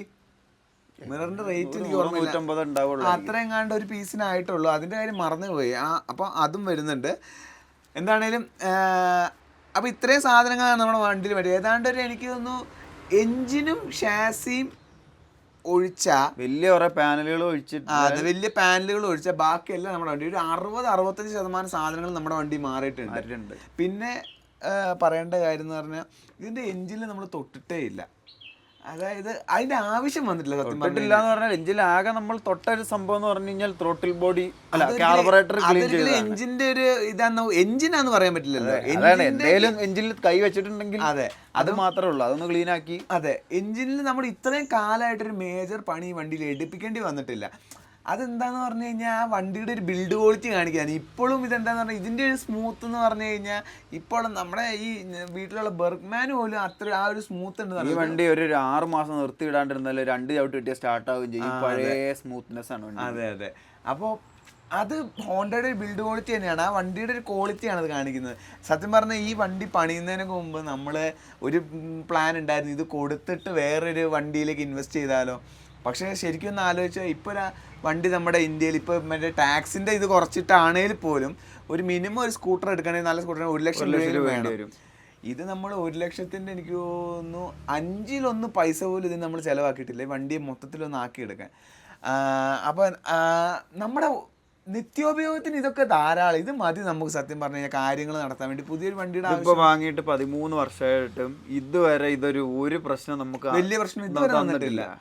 ഇതിൽ എൻ്റെ ഓർമ്മയിൽ ഇതിനെ പറ്റിയെന്ന് പറഞ്ഞാൽ ഇതിന്റെ ഒരു വട്ടം എന്തോ ഇതിന്റെ വയറെന്തോ എലി കരണ്ടിട്ട് ഒരു വട്ടം പോയതാണ് ഏറ്റവും വലിയ നമ്മൾ വഴിയിൽ കിടക്കേണ്ടി വന്നൊരവസ്ഥ. പെട്രോള് അത് പിന്നെ നമ്മുടെ ഭാഗത്തെ മിസ്റ്റേക്കാണ്. ഈ വണ്ടി അല്ലാതെ നമ്മൾ വിചാരിക്കുന്ന പോലെ ഇന്ന് വരെ ഒരു ഇത് തന്നിട്ടില്ല. നമ്മളൊരു വീട്ടിലേക്കുള്ള സാധനങ്ങൾ മുഴുവൻ ഈ വണ്ടിയിൽ കയറ്റി 4 പേരും പോയിട്ട് പണ്ട് ആദ്യത്തെ വണ്ടിയാണ് വീട്ടിലെ പോയിട്ടുള്ള വണ്ടിയാണ്. ഇന്നേ വരെ ഈ വണ്ടി ഒരു പ്രശ്നമില്ല. ഇതിപ്പോ എൻ്റെ ഓർമ്മ ശരിയാണ്, നമ്മളെ കോവിഡിന്റെ സമയത്ത് ഇത് ഉപയോഗിക്കാണ്ട് വെച്ച് 1 വർഷം 1.5 വർഷം കണ്ടു തൊടാണ്ട് വെച്ചിട്ട് കുറേ നാളിന് ശേഷം ഇതെന്നിട്ട് ഇരുന്ന് പൂത്ത് ചീഞ്ഞിരുന്ന സമയത്തിട്ട് 4 അടി അടിച്ചപ്പോൾ വണ്ടി സ്റ്റാർട്ടായി. അതെ, അതാണ് വണ്ടിയുടെ ഒരു ഗുണം എന്ന് പറഞ്ഞു കഴിഞ്ഞാൽ. വേറെ ഒരു വണ്ടിയില്ല, നമുക്ക് ഇന്നത്തെ കാലത്ത് ഒരു വണ്ടി അങ്ങനെ പറയാൻ പറ്റില്ല. പിന്നെ അതുപോലെ ഇത് പ്യുവർ മെക്കാനിക്കൽ ആയിട്ടുള്ള വണ്ടിയാണ്. ഇതിൽ നമുക്ക് ഒരു പണിയെടുക്കാനൊക്കെ ഭയങ്കര എളുപ്പമാണ്. അതായത് ഇപ്പോൾ വരുന്ന വണ്ടികൾ സെൻസറുകളും കാര്യങ്ങളൊക്കെ ആയതുകൊണ്ട് അതിന് എന്തെങ്കിലും ഇത് പറ്റിയത് തന്നെ വണ്ടി മൊത്തം പോകുന്നൊരവസ്ഥയാണ്. എന്താ പ്രശ്നം എന്ന് കണ്ടുപിടിക്കൽ ബുദ്ധിമുട്ടാണ്. അതെ, പിന്നെ നമ്മൾ ഈ വണ്ടിയെ ഞങ്ങളൊരു പരീക്ഷണവസ്തുവാക്കിയിട്ടാണ് പഠിക്കുന്നത് ഓരോ കാര്യങ്ങൾ. അപ്പോൾ നമ്മളിത് ചെയ്തുകൊണ്ടിരുന്നപ്പോൾ ഇത് ഇപ്പം നമ്മൾ ഇത് കടയിൽ കൊടുത്തു കഴിഞ്ഞാൽ എങ്ങനെ നോക്കിക്കഴിഞ്ഞാൽ ഒരു 10-30,000 രൂപയുടെ അടുത്ത് അവരുടെ പണിക്കൂലി അതിനെ പറഞ്ഞിട്ടല്ല, അവരുടെ സ്കില്ലിന്റെ ഒരു കാര്യം വലിയൊരു ഘടകമാണ്. അവർ ഇത്രയും കാലം പണിയെടുക്കുന്നുണ്ട്, അവർക്ക് അതിനുള്ള വരുമാനം കിട്ടണം. വെറുതെ ചെയ്യുന്നത് ഇതായിട്ട് ചാരിറ്റി ചെയ്യുന്നില്ലല്ലോ. പക്ഷേ ഇതിപ്പോൾ ഇങ്ങനെ വണ്ടിയുള്ള ആൾക്കാർക്ക് അത്യാവശ്യം വേണ്ട കാര്യങ്ങൾ സ്വന്തം വീട്ടിലിരുന്ന് തന്നെ പണിയെടുത്ത് ചെയ്യാവുന്ന ഇഷ്ടം പോലെ യൂട്യൂബ് വീഡിയോകളുണ്ട്. ഇതൊന്നും നമ്മൾ വിചാരിക്കുന്ന പോലെ വലിയ കാര്യങ്ങളൊന്നുമല്ല. അതായത് ഇപ്പോൾ ടയർ മാറ്റാനല്ല, ബ്രേക്ക് മാറ്റാനോ അല്ലെങ്കിൽ ഇതിന്റെ ബ്രേക്കിന്റെ കേബിൾ മാറ്റാനോ എഞ്ചിൻ ഓയിൽ മാറ്റാനോ എയർ ഫിൽറ്റർ മാറ്റാൻ ഇതൊക്കെയെന്ന് പറഞ്ഞാൽ വളരെ എളുപ്പമാണ്. ഇനിയിപ്പോൾ അതായത് വണ്ടിക്ക് മിസ്സിംഗ് ആണ് ത്രോട്ടിൽ ബോഡി ക്ലീൻ ചെയ്യാനോ അത് ഭയങ്കര ബുദ്ധിമുട്ടായിരിക്കും എന്നാണ് വിചാരിച്ചത്. പക്ഷേ വളരെ ആകെ വേണ്ടതെന്ന് പറഞ്ഞാൽ ത്രോട്ടിൽ ബോഡി ക്ലീനറും പിന്നെ സ്പാനറും ബോഡി ക്ലീനർ വേണമെന്നില്ല, ഒരു മറ്റേ പെട്രോൾ ബോഡി അല്ല കാർബറേറ്റർ ക്ലീനർ. പിന്നെ അതേപോലെ ക്ലച്ചിന്റെ കേബിൾ മാറ്റാൻ ഇതൊന്നും ഇത്ര വലിയ അതിന് ഇച്ചിരി വലിയ ടൂള് വേണമെന്നുള്ളൂ, ഇച്ചിരി ഹെവി ഡ്യൂട്ടി ആയിട്ടുള്ള ടൂളുകൾ വേണമെന്നുള്ളൂ. പക്ഷെ ഈ വണ്ടിയുടെ എല്ലാ സാധനം ഞങ്ങൾ എല്ലാ സാധനം മാറ്റി. മാറ്റാനായിട്ട് അധികവും സാധനങ്ങളൊന്നുമില്ല, അതെല്ലാം മാറ്റി ഉള്ളിൽ പെയിന്റ് അടിച്ച് ഇതെല്ലാം നമ്മൾ സ്വന്തം ചെയ്തതാണ്. പക്ഷെ എന്താന്ന് പറഞ്ഞു കഴിഞ്ഞാൽ ഇത് അങ്ങനത്ര സിമ്പിളായിട്ടുള്ള എഞ്ചിനും അതായത് ഡിസൈനും ആയതുകൊണ്ടാണ് നമുക്ക് ചെയ്യാൻ പറ്റുന്നത്. പിന്നത്തെ ഇപ്പൊ നിന്റെ മറ്റേ എക്സ്പൾസ് മാറ്റാന്ന് പറഞ്ഞാൽ അതിൽ തൊടാൻ പറ്റൂല, അതിൽ എന്തൊക്കെ സെൻസർ ഉണ്ടെന്ന് ആർക്കും അറിയില്ല. നമുക്ക് പിന്നെ നോക്കുമ്പോൾ ഹിമാലയൻ ആണ് നമ്മളൊരു 3-4 വട്ടം അടിച്ചിട്ടുണ്ട്. അല്ല, ഹിമാലയൻ മെക്കാനിക്കലി ഭയങ്കര സിമ്പിൾ ആയിട്ടുള്ള വണ്ടിയാ. അതിൽ പണിയെടുക്കാൻ അതിന് കാണുന്ന വലിപ്പമുള്ളത് ഭയങ്കര സിമ്പിൾ ആണ്. അതായത് അതൊരു സത്യം പറഞ്ഞു കഴിഞ്ഞാൽ ഒരു നമ്മുടെ പഴയ ബൈക്കുകളുടെയും പുതിയ മോഡേൺ ബൈക്കുകളുടെ ഒരു സങ്കരനാണ്. അത് കണ്ടമാനം സെൻസറുകളില്ല, നമുക്ക് അതിലെല്ലാം വഴി. ഞാൻ ഒരു 4-5 വട്ടം അഴിച്ചിട്ടുണ്ടെന്നാണ് തോന്നുന്നത്. മുഴുവൻ അഴിച്ച് നമ്മൾ ഒരു വട്ടം ഫുള്ള് റീബിൽഡ് ചെയ്തെടുക്കുന്നത്. അതെ, അതിൽ പക്ഷെ ഞങ്ങൾ എഞ്ചിന്റെ അകത്ത് ഇതുവരെ തൊട്ടിട്ടില്ല, കാരണം അതിന് എഞ്ചിന്റെ അകത്ത് തൊടാൻ ഒരു പ്രശ്നം ഇതുവരെ ഉണ്ടായിട്ടില്ല. ഇനിയിപ്പോ ചെറുതായിട്ടത് ഒന്ന് ചെറിയ രീതിയിൽ തുറക്കണം എന്ന് ആഗ്രഹിക്കുന്നുണ്ട്, കാരണം നമ്മുടെ വാൽവിന്റെ ക്ലിയറൻസ് ഒക്കെ ഒന്ന് അഡ്ജസ്റ്റ് ചെയ്യാൻ അതൊക്കെ പഠിക്കണം എന്ന് ആഗ്രഹമുണ്ട്. അപ്പൊ അതൊക്കെ വരുന്ന സമയത്ത് നോക്കാം. ഇപ്പൊ പറഞ്ഞു വന്നതെന്ന് പറഞ്ഞാൽ ഈ വണ്ടിയുള്ളവർക്ക് ഇച്ചിരി ആകെ വേണ്ടത് കുറച്ച് സമയമാണ് ഇത് ചെയ്യാനായിട്ട്. സമയവും കുറച്ച് ടൂൾസും ഇതിന് അത്യാവശ്യം വേണ്ട ഇനിയിപ്പോൾ അധികം ടൂൾസ് ഇല്ലെങ്കിൽ നമുക്ക് ടൂൾസ് കിട്ടുന്ന കടയിൽ പോയി റെന്റിന് എടുക്കാൻ പറ്റും. അധികം പൈസ ചിലവാലും ഒരാഴ്ചത്തെ മെനക്കേടേ ഉള്ളൂ ഇത് സാധനം ശരിയായി എടുക്കാൻ. ഇപ്പോൾ ഈ 15,000 രൂപയ്ക്ക് ഞങ്ങൾ സാധനം വാങ്ങിയത് ആവശ്യമില്ലാത്ത ഓരോ സാധനങ്ങളാണ്. അതിൻ്റെ ഒന്നും ഒരു ആവശ്യമില്ല. ഇനിയിപ്പോൾ ഈ സാധനത്തിന് പെയിന്റ് പോയതാണെങ്കിൽ നിങ്ങൾക്ക് പെയിന്റ് അടിച്ചെടുക്കാം. നിസ്സാരമായിട്ട് ഒരു ക്യാൻ പെയിന്റ് വാങ്ങിക്കഴിഞ്ഞാൽ ഒരു കോട്ട അടിച്ചു കഴിഞ്ഞാൽ പുതിയതുപോലെ കിടക്കും. ഇതിൽ ശരിക്കും പറഞ്ഞു കഴിഞ്ഞാൽ നമുക്ക് ഈ ഇന്റീരിയറും പിന്നെ അതേപോലെ ഈ സ്പീഡോമീറ്റർ ലൈറ്റ് ഇതൊന്നും മാറ്റേണ്ട ഒരു ആവശ്യം ഉണ്ടായില്ല. ഇതൊക്കെ ഒരു ആഗ്രഹത്തിന്റെ പുറത്ത് മാറ്റി. നമുക്ക് ഇതിൽ മെക്കാനിക്കലായിട്ട് വണ്ടിയിൽ മെയിൻ ആയിട്ട് മാറ്റേണ്ടിയിരുന്ന സാധനങ്ങൾ ഏതൊക്കെയായിരുന്നു പറഞ്ഞു കഴിഞ്ഞാൽ കോൺസെറ്റ് നല്ലതെന്ന് പറയാ അതിന് എന്തായിരുന്നു ബോൾ റേസർ, നമ്മുടെ വേരിയേറ്ററും അതിൻ്റെ ബെയറിങ്ങും, പിന്നെ നമ്മുടെ ഹാങ്ങർ ബെഡ്, സസ്പെൻഷൻ, ഫ്രണ്ടിലെ സസ്പെൻഷൻ, 2 ടയർ, ബാക്കിലത്തെ സസ്പെൻഷൻ വലിയ കുഴപ്പമുണ്ടായിരുന്നില്ല, പക്ഷെ എന്നാലും ഇരിക്കട്ടെ. ഈ ബാക്കിൽ സസ്പെൻഷൻ, ഇത്രയും സാധനങ്ങളായിരുന്നു നമുക്ക് അടിസ്ഥാനമായിട്ട് മാറ്റേണ്ടിയിരുന്നത് ഈ വണ്ടിയിൽ. ബാക്കിയുള്ള എല്ലാം നമ്മുടെ ഇതിൻ്റെ ലുക്കിൻ്റെ ഇത് നോക്കിയിട്ടാണ് ബാക്കിയുള്ള എല്ലാം മാറ്റിയത്. അത് ആവശ്യമുള്ള സാധനമല്ല. അപ്പോൾ ശരിക്കും പറഞ്ഞു കഴിഞ്ഞാൽ മെക്കാനിക്കലായിട്ടുള്ള സാധനം മാറ്റി തന്നെ നമുക്കിത് ഉപയോഗിക്കാൻ പറ്റും. പിന്നെ ഇത് കാണാനുള്ളൊരു ഭംഗി നമ്മുടെ ഒരു ആഗ്രഹത്തിന്റെ പുറത്താണ് ഇത്രയും ചെയ്തത്. പിന്നെ നമ്മളൊരു പുതിയ കാര്യം പഠിക്കുകയാണ്. അതെ, നമ്മളെ പ്രത്യേകിച്ച് ഇത് നമുക്ക് പാരമ്പര്യമായിട്ട് കിട്ടിയതോ അല്ലെങ്കിൽ നമ്മുടെ വീട്ടിലാരെങ്കിലും വർക്ക്ഷോപ്പ് നടത്തും ഇങ്ങനെ ഒന്നും കിട്ടിയ ആഗ്രഹം ഉണ്ടായത്. നമുക്ക് വണ്ടികളോടുള്ളൊരു സ്നേഹത്തിന്റെ പുറത്ത് ആ വണ്ടിയിൽ ചെയ്ത് പഠിച്ച് നമ്മളൊരു കഴിവുണ്ടാക്കി എടുക്കുകയാണ്. പുതിയതായിട്ടൊരു കാര്യം പഠിച്ച് അതുകൊണ്ട് നമ്മുടെ സ്വന്തം വണ്ടി നമ്മുടെ സ്വന്തം കൈകൊണ്ട് പണിത് ഇതാക്കി എടുക്കുമ്പോൾ അതിൽ കിട്ടുന്നൊരു സന്തോഷമുണ്ട്. അതുകൊണ്ട് ഒരിക്കലും പുറത്തു കൊടുത്താലോ അതെ ഒന്നും കിട്ടും. ഇപ്പോൾ കൊടുത്തു കഴിഞ്ഞാൽ ഇപ്പോൾ വേണമെങ്കിൽ ഒരാഴ്ച കൊണ്ട് 2 ആഴ്ച കൊണ്ടോ സാധനം ഇവർ ശരിയാക്കി തരും. പിന്നെ വേറൊരു കാര്യം എന്ന് പറഞ്ഞു കഴിഞ്ഞാൽ ഇനിയിപ്പോൾ ഈ വണ്ടി കൊടുക്കാന്ന് വെച്ചാലും ഇപ്പം ഇതിന് മുടക്കിയ പൈസ ചിലപ്പോൾ ഈ മുടക്കിയ പൈസ പോലും ഈ വണ്ടിക്ക് മൊത്തത്തിൽ കിട്ടിയെന്ന് വരില്ല. കാരണം ഓരോരോ കാരണങ്ങളാണ്. ഇതിൻ്റെ പ്രായവും ഇപ്പോൾ ഈ പെട്രോളിൻ്റെ വിഷയങ്ങളും കാര്യങ്ങളൊക്കെ ഇതാണ്. പക്ഷെ നമ്മളിത് കൊടുക്കാൻ വേണ്ടിയല്ല, അതുകൊണ്ടാണ് ഇത്രയും പൈസ മുടക്കി ഇത് പണിത്. ഇതിൽ എനിക്ക് കുറേ ഇമോഷണൽ ഇതൊക്കെ ഉള്ളത് കൊണ്ട് അതാണ് ഞാനിത് നിർബന്ധിച്ചിട്ട് കുറേ സാധനം പുതിയത് ഇട്ടത് തന്നെ. അതെല്ലാം അവിടെ നിൽക്കട്ടെ. നമുക്ക് ഇനിയിപ്പോൾ പറയാനുള്ളത് നമ്മുടെ സാധനങ്ങൾ മാറ്റിയതെല്ലാം നമ്മൾ പറഞ്ഞിട്ടുണ്ട്. ഇനി ഇതിന് എത്ര ചിലവായി എന്നുള്ളതാണ്. ഞാൻ ആദ്യം പറഞ്ഞായിരുന്നു നമ്മളിതിന് ബഡ്ജറ്റ് വെച്ചത് 15,000 രൂപയാണ് വെച്ചത്. അത് മൊത്തത്തിലുള്ള ബഡ്ജറ്റായിരുന്നു. എന്നാൽ പാർട്സിന് മാത്രം ഏതാണ്ട് ടോട്ടൽ വന്നിരിക്കുന്നത് ഇതിൻ്റെ ഞാൻ കൂട്ടിയില്ല കേട്ടോ. ഇതിന് 150 ഒരു 300 കൂടെ കൂട്ടാം. അതും കൂടെ കൂട്ടിക്കഴിഞ്ഞാൽ കൃത്യം പറഞ്ഞു കഴിഞ്ഞാൽ 16,018 രൂപ. 6,000 രൂപയായി നമുക്ക്. 16,000 രൂപയായി. നമ്മൾ വിചാരിച്ച ബഡ്ജറ്റിന് 1,000 രൂപ കൂടിയുള്ളൂ. അത് പാർട്സിന് മാത്രമേ ഉള്ളൂ. പിന്നെ അതല്ല, ഇത് പറയുമ്പോൾ വേറെ കാര്യം പറയും. ഇതിന് വേണ്ടിയിട്ട് കുറച്ച് ടൂൾസ് എക്സ്ട്രാ വാങ്ങിയിട്ടുണ്ട്. അതെല്ലാം കൂടെ എൻ്റെ ഒരു കണക്കൂട്ടിൽ ഒരു 1,500 രൂപയ്ക്ക് ടൂൾസ് മാത്രം വാങ്ങി. 2 ചുറ്റിക അല്ല 1,500 2,000 രൂപയ്ക്ക് വാങ്ങിയെന്ന് വെച്ചാൽ ആ സ്പാനറിന്റെ ഒരു സെറ്റും വാങ്ങി, പിന്നെ ചുറ്റിക അതും ഇതൊക്കെ വാങ്ങി, പിന്നെ മറ്റേ ഇതിന്റെ ബുഷ് പുള്ളർ വാങ്ങി, പിന്നെ മറ്റേ ഇത് വാങ്ങി, ക്ലച്ച് ലോക്ക് ചെയ്ത് വരുന്ന ടൂൾ വാങ്ങി. വേറെ എന്തെങ്കിലും വാങ്ങിയോ? വേറെ ഒന്നും വാങ്ങിയിട്ടില്ല. പിന്നെ വാങ്ങിയതെന്ന് പറഞ്ഞാൽ സ്പ്രേ പെയിന്റ് ഒരു 3 ക്യാൻ വാങ്ങിയിട്ടുണ്ട്. പിന്നെ ത്രോട്ടിൽ ബോഡി ക്ലീനർ. അത് പക്ഷെ ഇതിന് മുമ്പേ നമ്മൾ വാങ്ങിച്ചു വെച്ചല്ലായിരുന്നോ? അല്ല, ഇതിനു വേണ്ടി വാങ്ങിയതാ.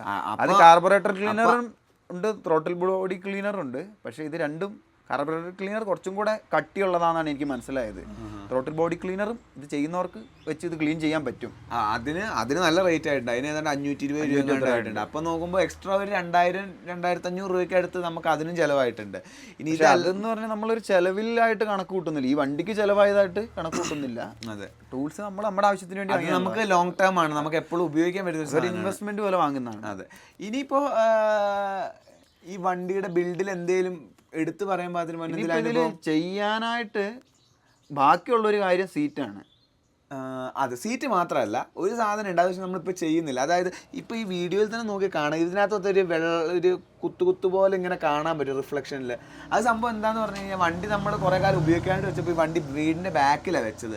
വീടിൻ്റെ ബാക്കിൽ വെച്ചിട്ട് തുണി ഉണക്കാനിട്ട് തുണിയിലെ ഈ സോപ്പിൻ്റെ വെള്ളം ഇതാക്കിയിട്ട് അതിൽ പെർമനൻ്റ് ആയിട്ടുള്ള പാടുകൾ വീഴ്ച. അത് എത്ര ഉറച്ചിട്ടും പോകുന്നില്ല. അതപ്പോൾ പോളിഷ് ചെയ്ത് കളയാൻ മാത്രമേ ഒരു ഓപ്ഷനുള്ളൂ. പക്ഷെ നമ്മളത് ഇപ്പോൾ ചെയ്യുന്നില്ല. കാരണം എന്താണെന്ന് പറഞ്ഞു കഴിഞ്ഞാൽ എന്താണെങ്കിലും ഈ വണ്ടിക്ക് ഇനി 2 കൊല്ലം കഴിയുമ്പോൾ ഇതിനെന്താണേലും ഇതിൻ്റെ ഇതാകും, അതായത് റിന്യൂവൽ ആകും. അപ്പോൾ മൊത്തത്തിൽ നമുക്കിത് പെയിന്റ് അടിച്ച് കുട്ടപ്പനാക്കാന്ന് വിചാരിച്ചാൽ. കാരണം അത് ശ്രദ്ധിച്ചു നോക്കിയാൽ മാത്രമേ കാണത്തുള്ളൂ. നമ്മുടെ വണ്ടി ഓടിക്കുന്ന വിചാരിക്കുന്നത് ഇത് പെയിന്റ് അടിക്കണ്ടെന്നാണ് ഞാൻ വിചാരിക്കുന്നത്. ഒരു പോളിഷിങ്ങിന്റെ മെഷീനും വാങ്ങിയിട്ട് ഞാൻ തന്നെ അങ്ങ് ചെയ്യാനാണ് ഞാൻ ഉദ്ദേശിക്കുന്നത്. അങ്ങനെയാണ്. കാരണം ഇത് പെയിന്റ് അടിക്കാൻ മാത്രം ഒന്നുമില്ല, ഒന്ന് കട്ട് ചെയ്തിട്ട് ഒന്ന് പോളിഷ് എടുത്ത് ചെയ്തിട്ട് ഒന്ന് ആ സെറാമിക് കോട്ടിങ് കൂടെ അടിച്ചു കഴിഞ്ഞാൽ സാധനം സെറ്റ് ആവും. ഇതിൽ പിന്നെ പെയിന്റ് അടിക്കാൻ ആവശ്യമുള്ളതെന്ന് പറഞ്ഞാൽ മുന്നിലത്തെ മഡ്ഗാർഡാണ്. അത് എന്ത് പറ്റിയെന്ന് പറഞ്ഞു കഴിഞ്ഞാൽ ആദ്യം അടിച്ച കളറ് നല്ല കൃത്യം ഇത് മാച്ച് ആവുന്ന കളറായിരുന്നു. രണ്ടാമത് ഇവൻ വാങ്ങിക്കൊണ്ട് വന്ന കളറ് അതിലൊരു നീലമയാണ്. അതെ, അതിലൊരു നീലമയായിട്ട് ശരിക്കും ഇത് കളറുമായിട്ട് ഇതിന്റെ കറുപ്പുമായിട്ട് മാച്ച് ആവുന്നുണ്ട്. ഒരു ചെറിയൊരു ഓഫ് വൈറ്റ് ഒരു ഷെയ്ഡ് ഉണ്ട് അതിന്. അപ്പൊ ഇനി പെയിന്റ് അടിക്കണമെങ്കിൽ അത് മാത്രമാണ് പെയിന്റ് അടിക്കേണ്ട ഒരു ആവശ്യമുള്ളത്. അപ്പോ ഭാവിയിലേക്കാണ്. കാരണം നമുക്കത് ആവശ്യമുള്ള സംഭവം. അതൊരു പ്രശ്നമാണോ ചോദിച്ചാൽ ഇലക്ഷൻ പ്രചരണം അവസാനത്തെ കലാശക്കൊട്ടാണല്ലോ അല്ലേ? 9-ാം തീയതി രണ്ടും ഇന്നും കൂടെ ഉള്ളൂ തോന്നുന്നു. നാളെ പറ്റുമല്ലോ. അതെ, ഇന്നും കൂടെ ഉള്ളു. അപ്പോൾ അത് വലിയ അത്യാവശ്യമുള്ള കാര്യമൊന്നുമല്ല. അത് വേണമെങ്കിൽ നമുക്ക് മറ്റേത് അടിക്കുക, ഇല്ലെങ്കിൽ അടിച്ചില്ലെങ്കിലും വലിയ പ്രശ്നമില്ല. നമ്മൾ ദൂരെ നോക്കുമ്പോൾ വലിയൊരു കുഴപ്പമുള്ളതായിട്ട് കാണുന്നില്ല. കാരണം നമ്മുടെ ഉപയോഗത്തിന് അതൊരു പ്രശ്നം ഉണ്ടാക്കുന്നില്ല, അതുകൊണ്ട് നമുക്കത് പ്രശ്നമില്ല. പിന്നെ മെയിനായിട്ട് മാറ്റേണ്ട സാധനം എന്ന് പറയുന്നത് സീറ്റാണ്. കാരണം സീറ്റ് നമ്മുടെ പൂച്ച ഇവിടെ വണ്ടി വെച്ചിട്ട് പൂച്ച ഇരുന്നിരുന്ന പൂച്ച നല്ല എൻജോയ് ചെയ്ത് വെച്ചിട്ടുണ്ട് ഇവിടെ മൊത്തം. പൂച്ചകൾ കയറി മാന്തി. അപ്പോൾ അതൊരു സീറ്റ് ചെയ്യണമെന്ന് വിചാരിക്കുന്നുണ്ട്. അപ്പോൾ ഒന്നില്ലെങ്കിൽ നോർമൽ ഇതേപോലെ തന്നെ ചെയ്യണമെന്നുണ്ട്. അല്ലെങ്കിൽ ഞാൻ ചിന്തിച്ചത് നമ്മുടെ ഈ ഹിമാലയനൊക്കെ വരുന്ന ടൈപ്പ് സീറ്റിൻ്റെ മെറ്റീരിയലിൽ ഒരെണ്ണം ചെയ്താലോ എന്നൊരു പ്ലാൻ ഉണ്ട്, സീറ്റ് ചെയ്താലോ എന്ന്. പിന്നെ രണ്ടാമത്തെ ഒരു പ്ലാൻ എന്ന് പറഞ്ഞാൽ കഴിഞ്ഞ ദിവസം ഈ നമ്മുടെ ഈ ബജാജിൻ്റെ ചേതൊക്കെ പുതിയ ഇലക്ട്രിക് കണ്ടിട്ട് അതിൻ്റെ ഒരു സീറ്റിൻ്റെ ഷേപ്പ് എനിക്ക് ഭയങ്കര ഇഷ്ടപ്പെട്ടു. ഞാൻ കാണിച്ചു കൊടുത്തായിരുന്നു. അതായത് ബ്ലാക്കിൽ നടുവിലൊരു ബ്രൗൺ ഇത് വരുന്ന രീതിയിൽ അങ്ങനെ ചെയ്താലൊന്നുണ്ട്. പക്ഷെ അതിൻ്റെ ഒരു കുഴപ്പം കണ്ടത് ആ സീറ്റിന് കുറച്ച് ഷേപ്പ് ഉണ്ട്, ഇതിന് ആ ഷേപ്പ് ഇല്ല. അപ്പോൾ ഇതിലത് വെച്ചാൽ ഭംഗി വരുമോ എന്നുള്ള സംശയമുണ്ട്. കറ പോലെയൊക്കെ ഇരിക്കും. അതാവുമെന്ന് വരുന്നുണ്ട്. അതുകൊണ്ട് അതിന്റെ കാര്യത്തിൽ സ്കൂപ്പ് ഉള്ളതുകൊണ്ട് ഇരിക്കാൻ സ്കൂപ്പ് ഉള്ളതുകൊണ്ട് ആ ഭാഗത്താണ് ആ ബ്രൗൺ വന്നിരിക്കുന്നത്. നിങ്ങൾ കാണാൻ നല്ല ഭംഗിയാണ്. അല്ലെങ്കിൽ നമ്മൾ ആ മറ്റേ ഇതിന്റെ ടൈപ്പ് സീറ്റ് ചെയ്താലോ എന്നാണ് വിചാരിക്കുന്നത്. ഹിമാലയന്റെ ടൈപ്പ് ഒരു മെറ്റീരിയൽ ഉണ്ട്, അതിൽ ചെയ്താലോ എന്നാണ് വിചാരിക്കുന്നത്. അതിന് അധികം ചിലവ് വരാൻ സാധ്യതയില്ല. മെറ്റീരിയൽ നമ്മൾ വാങ്ങിച്ചു കൊടുക്കേണ്ടി വരും ഇത് ചെയ്യുന്നിടത്ത്. പിന്നെ ചെറുതായിട്ട് ഫോം ഒന്ന് കുറച്ചൊരു കട്ടിയുള്ള ഫോം മേലിട്ടാൽ ഭയങ്കര സോഫ്റ്റ്, അപ്പോൾ കുറച്ച് ഇരുന്ന് പോകുന്ന പോലത്തെ ഒരു ഫീലും ഉണ്ട്. അപ്പോൾ അതും ചെയ്യണമെന്ന് വിചാരിക്കുന്നുണ്ട്. അല്ലെങ്കിൽ പിന്നെ കുറച്ചിതാക്കിയിട്ട് ഇവിടെ കുറച്ച് പൊക്കിയിട്ട് ഇവിടെ ഒരു സ്കൂപ്പ് പോലെ ചെയ്യേണ്ടി വരും. പറ്റിയാൽ ചിലപ്പോൾ നല്ല ഒരു കുഴപ്പം ഇതാണ്, വണ്ടിയുടെ ഷേപ്പ് നഷ്ടപ്പെടുമെന്ന് വരുന്നുണ്ട്, ആ ഫ്ലോ പോകുമെന്ന് വരുന്നുണ്ട്. സീറ്റിൽ 1 ഇഞ്ച് കൂട്ടിയ വലിയ കുഴപ്പമുണ്ടാവില്ല എന്ന് എനിക്ക് തോന്നുന്നു. എന്താണേലും നമുക്ക് നോക്കാം, അത് വലിയ കാര്യമായിട്ടൊന്നുമില്ല. പിന്നെ നമ്മൾ വണ്ടിയിൽ എൻജിൻ ഓയിൽ മാറ്റാൻ വേണ്ടി നമ്മൾ വാങ്ങിച്ചിട്ടുണ്ടായിരുന്നു. പക്ഷേ പിന്നെ നമ്മൾ ചെക്ക് ചെയ്ത് നോക്കിയപ്പോൾ വലിയ കുഴപ്പമൊന്നുമില്ല, എൻജിൻ ഓയിൽ അത്യാവശ്യം ഇതായിട്ടുണ്ട്. അപ്പോൾ അത് നമ്മൾ മാറ്റിയിട്ടില്ല. എന്തായാലും ഇത് ഒരു 10-3000 കിലോമീറ്റർ കൂടെ എനിക്ക് തോന്നുന്നു, ഒരു 2000 കിലോമീറ്ററോളം വകുപ്പുണ്ട്. കാരണം അധികം മാറ്റിയിട്ട് അധികം നാളായിട്ടില്ല. അപ്പോൾ അതുകൊണ്ട് ഇനിയിപ്പോൾ ഞാൻ ആലോചിക്കുന്നത്, നമുക്ക് ഈ വണ്ടി ബിൽഡ് ചെയ്യുന്ന സമയത്ത് നമ്മൾ നേരിട്ട് എന്തെങ്കിലും ഒരു പ്രശ്നം എടുത്തു പറയാൻ പാകത്തിന് എന്തെങ്കിലും ഉണ്ടോയെന്ന് എനിക്കങ്ങനെ ഇതൊന്നും ഒരു പ്രശ്നമായിട്ട് ഞാൻ കാണുന്നില്ല. എനിക്ക് ഒന്നാമത്തെ കാര്യം ഞാൻ പറഞ്ഞുതരാം. അല്ല, എൻ്റെ കാര്യം എന്ന് പറഞ്ഞാൽ എനിക്ക് ഈ വണ്ടികൾ അടിച്ചു പണിയാന്ന് പറഞ്ഞിട്ട് എനിക്ക് ചെറുപ്പം മുതലേ ഇഷ്ടമുള്ളൊരു കാര്യമാണ്. ഞാൻ ഈ ചെയ്യുന്നതൊന്നും ഒരു വലിയ പ്രശ്നമായിട്ട് കാണുന്നില്ല. അതായത് ഇതെനിക്ക് പണിയാൻ ഇഷ്ടമുള്ളതുകൊണ്ട് ഞാനിത് ആസ്വദിച്ച് ചെയ്യാം. അതിൻ്റെ ഇടയിൽ വരുന്ന സംഘർഷങ്ങളല്ലാതെ അതൊരു വലിയ പ്രശ്നമാണെന്ന് വെച്ചാൽ എന്നെ സംബന്ധിച്ചുള്ളത് വലിയ പ്രശ്നമല്ല. എനിക്കിത് ഭയങ്കര ഇഷ്ടമുള്ള കാര്യമാണ്. വണ്ടികൾ അഴിക്കുക, അതിൻ്റെ ഉള്ളിലെ സംഭവങ്ങൾ പഠിക്കുക. നമ്മൾ തന്നെ ഒരു കാര്യം പഠിക്കുകയാണ്, ആരും നമ്മളെ പഠിപ്പിച്ചു തരുന്നില്ല. നമ്മൾ പുതിയൊരു കാര്യം തന്നെ, അതായത് നമ്മൾ തെറ്റുകൾ ചെയ്ത് നല്ല പുതിയൊരു കാര്യം പഠിക്കുകയാണ്. അപ്പോൾ എന്നെ സംബന്ധിച്ചാൽ ഇതിലുള്ള പ്രശ്നങ്ങളൊന്നും ഒരു പ്രശ്നമല്ല. പുതിയ കാര്യങ്ങൾ പഠിക്കുക, നമുക്കൊരു ഗുണം കിട്ടുമ്പോൾ അതൊരു പ്രശ്നമല്ല. അങ്ങനെയല്ല, ഞാനൊരു കാരണം പറഞ്ഞുതരാം, നമുക്ക് ഓർക്കാൻ പറ്റിയൊരിത്. അതായത് വണ്ടി എല്ലാം പണിതെല്ലാം സെറ്റ് ചെയ്തു, എന്നിട്ട് ഫസ്റ്റ് സ്റ്റാർട്ട് ചെയ്തു വണ്ടി. അപ്പോൾ വണ്ടിക്ക് ഒരിക്കലും കേൾക്കാത്ത പോലത്തെ ഒരൊച്ച മനസ്സിലായി. അതായത് ഒരു ഭയങ്കര ഒരു 2 ഒച്ച വണ്ടിക്ക്, എക്സോസ്റ്റിൽ നിന്ന് ഒരൊച്ച വരുന്നുണ്ട്, വേറെ ഇവിടുന്ന് എന്തോ ലീക്ക് ആവുന്ന പോലത്തെ ഒരു ഒച്ച, എന്നിട്ട് ഗുടുന്നൊരൊച്ചയും കേൾക്കാൻ രസമുണ്ടാകുന്ന ചെറിയ RPMകളിലുള്ളൂ. കൈ കൊടുത്തു കഴിഞ്ഞാൽ പിന്നെ ഒച്ച പോകും. അങ്ങനെ വണ്ടി നമ്മൾ ടെസ്റ്റ് ഡ്രൈവിനൊക്കെ കൊണ്ട്, അതായത് പണിതിട്ട് ഇത് മൊത്തം ഓടിച്ചു പോകും. അപ്പോഴൊക്കെ ഈ പ്രശ്നമുണ്ട്. അപ്പോഴൊന്നും മനസ്സിലാവുന്നില്ല എന്താന്ന്. അങ്ങനെ നോക്കുമ്പോൾ നമ്മൾ വണ്ടിയിൽ മറ്റേ ഇത് തീർന്നിരിക്കുകയായിരുന്നു, വണ്ടി ഉപയോഗിക്കാൻ പൊല്യൂഷൻ തീർന്നിരിക്കുകയായിരുന്നു. അപ്പോൾ അതിൻ്റെ PUCC സർട്ടിഫിക്കറ്റ് എടുക്കാൻ വേണ്ടി നമ്മൾ പോയപ്പോൾ വണ്ടി കിടന്നത് വണ്ടിയിൽ നിന്ന് ലീക്കാവുന്നു, എൻജിൻ ഓയിൽ ലീക്കാവുന്നു. ഇത് എവിടുന്നതൊക്കെ നമ്മളാണ് എൻജിനിലൊന്നും തൊട്ടിട്ടുമില്ല. അങ്ങനെയൊക്കെ. അപ്പോൾ നോക്കുമ്പോൾ അത് അവിടുന്ന് ഞങ്ങൾ കണ്ടുപിടിച്ചു. അപ്പോൾ നോക്കുമ്പോൾ എന്താണെന്ന് പറഞ്ഞു കഴിഞ്ഞാൽ, നമ്മുടെ ഈ എൻജിൻ ഓയിലിൻ്റെ ആ ഫില്ലർ ക്യാപ്പ് ഇട്ടപ്പോൾ അത് വെട്ടിൽ കൃത്യം വീഴാതെ ഇരുന്നാൽ അത് തിരിഞ്ഞ് കിടക്കുമായിരുന്നു. എന്നിട്ട് ലീക്കായി അതിൽ നിന്ന് ഇത് ലീക്കാവുമായിരുന്നു. എൻജിൻ ഓയിൽ വണ്ടി വിറയ്ക്കുമ്പോൾ ചെറുതായി തുള്ളി വീഴുമായിരുന്നു. അപ്പോൾ അത് ടൈറ്റ് ചെയ്തു. അപ്പോൾ വിചാരിച്ചപ്പോൾ അത് തുറന്നത് കൊണ്ടായിരിക്കും ഒച്ച വന്നത്. അപ്പോൾ അങ്ങനെ എന്തെങ്കിലും ആ ലോജിക്കിലാണ് ചിന്തിക്കുന്നത്. എന്നിട്ട് അത് ടൈറ്റ് ചെയ്തു. അപ്പോൾ ഈ ഒച്ചയുണ്ട്. പിന്നെ ഈ ഒച്ച പിന്നെയും കേട്ടപ്പോൾ ഇത് എവിടെ നല്ല ഓർത്ത് പരിചയമുള്ള ഒരു ഒച്ച പോലെ ഇവിടെ കേട്ട് മറന്നേ. അങ്ങനെ നോക്കുമ്പോഴാണ് സംഭവം എന്തായിരുന്നു എന്ന് പറഞ്ഞു കഴിഞ്ഞാൽ, ഈ മോഡൽ ആക്റ്റീവയ്ക്ക് ഒരു സെക്കൻഡറി എയർ ഫിൽറ്റർ എന്ന് പറഞ്ഞിട്ടൊരു സാധനം വരുന്നുണ്ട്. അതെന്താ ഈ മറ്റേ ഇത് മെയിൻറ്റെയിൻ ചെയ്യാൻ അല്ലേ, ഐഡിയലി മെയിൻറ്റെയിൻ ചെയ്യാനാണ് എനിക്ക് മനസ്സിലായത്. നമ്മൾ അതിന്റെ ഇത് പോകുന്ന നേരെ നമ്മുടെ കാർബറേറ്ററിലേക്കാണ് പോകുന്നത്. അപ്പൊ അതിനകത്ത് എനിക്ക് തോന്നുന്നത് അതിന്റെ നമ്മുടെ വണ്ടിയുടെ ഐഡിയല് മെയിൻറ്റെയിൻ ചെയ്ത് അതിന് എയർ സക്ക് ചെയ്യാനായിട്ടുള്ളതാണ് ആ സാധനം. അപ്പോൾ അത് ഇടത്തെ സൈഡിലാണ്, വണ്ടിയുടെ ഇടത്തെ സൈഡിലാണ് വരുന്നത്. ഇവിടെ നോക്കുമ്പോൾ ഇടത്തെ സൈഡിൽ അത് നമ്മൾ ഈ സംഭവം ഊരിയപ്പോൾ, ഇത് പെയിന്റ് അടിക്കാനൊക്കെ ആയിട്ട് ഊരിയപ്പോൾ അതിൻ്റെ ഒരു പീസൊക്കെ ഊരിക്കളഞ്ഞ സെക്കൻഡറി എയർ ഫിൽറ്ററിൻ്റെ ആ ഇതൊക്കെ ഊരിക്കളഞ്ഞപ്പോൾ അത് ഓപ്പണായി കിടക്കുമായിരുന്നു ആ ഒരു അതിൻ്റെ പൈപ്പ്. അപ്പോഴും വണ്ടി സ്റ്റാർട്ട് ചെയ്യുമ്പോൾ ഈ സെയിം ഒച്ചയായിരുന്നു. അപ്പോൾ ഇനിയിപ്പോൾ അതെങ്ങാനും ഊരിക്കിടക്കുവാണോ? അങ്ങനെ അതിന്റെ പുറകെ തപ്പി അന്ന് എന്തോ വേറൊരു കാര്യത്തിനോട് വണ്ടി പിന്നെ ഊരിയായിരുന്നു, ഈ സാധനം പിന്നെ ഊരിയായിരുന്നു. അതെന്തിനാന്ന് എനിക്ക് ഓർമ്മയില്ല. എന്തോ കാര്യം ചെയ്യാൻ വേണ്ടി ഇത് ഊരിയിട്ടുണ്ടായിരുന്നു. ആ സമയത്ത് ഇങ്ങനെ തപ്പി പോയപ്പോഴുണ്ട് ഇതിങ്ങനെ ഒരു മറ്റേ ഇതുപോലെ 4 കാലായിട്ട് ഇതിലേക്ക് ഇറക്കി വെക്കുകയാണ് ചെയ്യുന്നത്, അടച്ച് ഒരു ഇതിന്റെ അടപ്പ്, ഈ സെക്കൻഡറി ഫിൽറ്ററിന്റെ അടപ്പ്. അതിന്റെ ഒരു കാല് പൊങ്ങി കിടക്കായിരുന്നു. ഒരു സെന്റിമീറ്ററിൽ ഒരു 1/2 സെന്റിമീറ്റർ മുകളിലേക്ക് പൊങ്ങി നിന്നിട്ട് അതിന്റെ, അതായത് ഉള്ളിൽ കൂടെ സ്പോഞ്ച്, അതിന്റെ ഉള്ളിൽ കൂടെ വലിക്കേണ്ട എയർ പുറത്തൂടെ വലിക്കായിരുന്നു.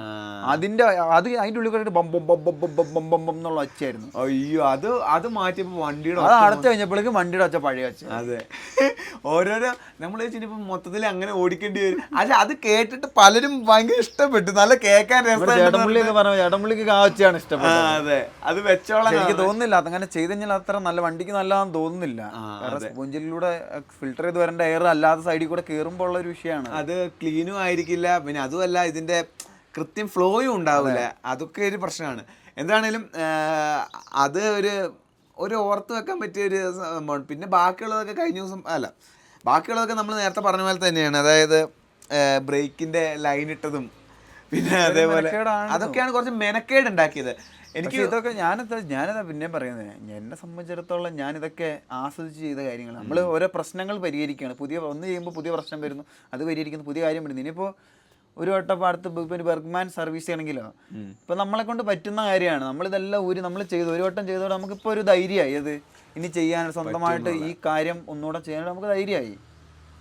അപ്പോൾ ഇതാണ് ഇങ്ങനത്തെ ഇതിനോട് താല്പര്യമുള്ള ആൾക്കാർ ഇത് സ്വന്തം ചെയ്യുകയാണെങ്കിൽ ഇതൊരു നല്ല പുതിയൊരു അനുഭവം, പുതിയ കുറേ പാഠങ്ങളും പഠിക്കണം. നമ്മുടെ തന്നെ റിസ്ക് എടുക്കണം. നമ്മുടെ കുറേ സമയം പോകും. അതെ, അതുമല്ല പ്രശ്നങ്ങൾ വരും. പിന്നെ ഞാൻ വേറൊരു കാര്യം പറയാം, വീട്ടിലെ ഒരു വണ്ടി ഉള്ളവൻ ഇത് അഴിച്ചിട്ട് ഇമാതിരി പരിപാടി ചെയ്യാൻ നിൽക്കരുത്. നമ്മുടെ ഇവിടെ ആവശ്യത്തിലേറെ വണ്ടികൾ ഞങ്ങൾക്ക് ഇവിടെ ഉണ്ട് ഓടിക്കാനായിട്ട്. അപ്പൊ ഈ ഒരു വണ്ടി അഴിച്ചിട്ടു എന്ന് വെച്ച് ഞങ്ങൾക്ക് പ്രത്യേകിച്ച് ഒരു വലിയ കുഴപ്പമുണ്ടാവില്ല, ഇതൊന്നും ബുദ്ധിമുട്ടുണ്ടാവത്തില്ല. അതിന്റെ വീട്ടിൽ ഒരു വണ്ടി ഉള്ളവൻ ദയവ് ചെയ്ത് ഇമാതിരി പരിപാടി ചെയ്യാൻ നിൽക്കരുത്. ചെയ്യുകയാണെങ്കിൽ പെട്ടെന്ന് ചെയ്ത് തീർക്കണം. അതെ, പിന്നെ അതുമല്ല നമ്മൾ പറഞ്ഞു ഇത് ജീവിതത്തിൽ അനുഭവം ഉണ്ടാവും, ആസ്വദിക്കാൻ പറ്റുമെന്ന് പറഞ്ഞിട്ട് ആകെ ഒരു വണ്ടിയും ആസ്വാദനത്തിന് വേണ്ടി നമ്മൾ വീട്ടിലത് പ്രശ്നമായി മാറി, പ്രതിസന്ധിയും പ്രശ്നമായി മാറാൻ ഇടയാക്കരുത്. എല്ലാം ചെയ്യുമ്പോൾ കൃത്യമായിട്ടുള്ള ഒന്നെങ്കിൽ ഒരു ഓർഡർ ഉണ്ടായിരിക്കും. അതെ, അത് മാത്രമല്ല ഒരു ഗൈഡൻസ് യൂട്യൂബിൽ നിന്നാണ് ഇത് ചെയ്തിട്ടുള്ളവരുടെ ഇതിലാണ്. അതായത് ആദ്യം ഇതിനെപ്പറ്റി ഒരു ധാരണ ഉണ്ടാവും, എന്തൊക്കെ പ്രശ്നങ്ങളായിരിക്കും എനിക്ക് ഉണ്ടാവുക. ആദ്യം നിങ്ങളുടെ വണ്ടികൾ എന്തൊക്കെയാണ് നിങ്ങൾക്ക് പ്രശ്നം തരുന്നതെന്ന് നോക്കുക. അത് യൂട്യൂബിൽ അടിക്കുമ്പോൾ പല ആൾക്കാരുടെ വീഡിയോ ആണ്. അപ്പോൾ ഏകദേശം ഒരു ധാരണ ഉണ്ടാവും. എനിക്ക് തോന്നുന്നു നമ്മൾ ആ വേരിയേറ്റർ പോട്ടെ, വേറെ ഒന്നും പറഞ്ഞേ, ഈ സസ്പെൻഷൻ്റെ പുതിയ മോഡൽ സസ്പെൻഷൻ ആയതുകൊണ്ട് ഈ ഇതിൽ കംപ്രഷനും റീബൗണ്ടും രണ്ട് സെപ്പറേറ്റ് മൊഡ്യൂളാണ്, 2 സസ്പെൻഷൻ. ഞങ്ങൾ ആദ്യം ഇത് വെക്കാൻ വിചാരിച്ചപ്പോൾ സത്യം പറഞ്ഞാൽ ഇതൊന്നും ശ്രദ്ധിക്കുന്നില്ല. നമ്മൾ വെച്ചത് ഏത് വേണമെങ്കിലും വെച്ചാൽ മതി, ഒരു കുഴപ്പമില്ല അങ്ങനെയൊക്കെ.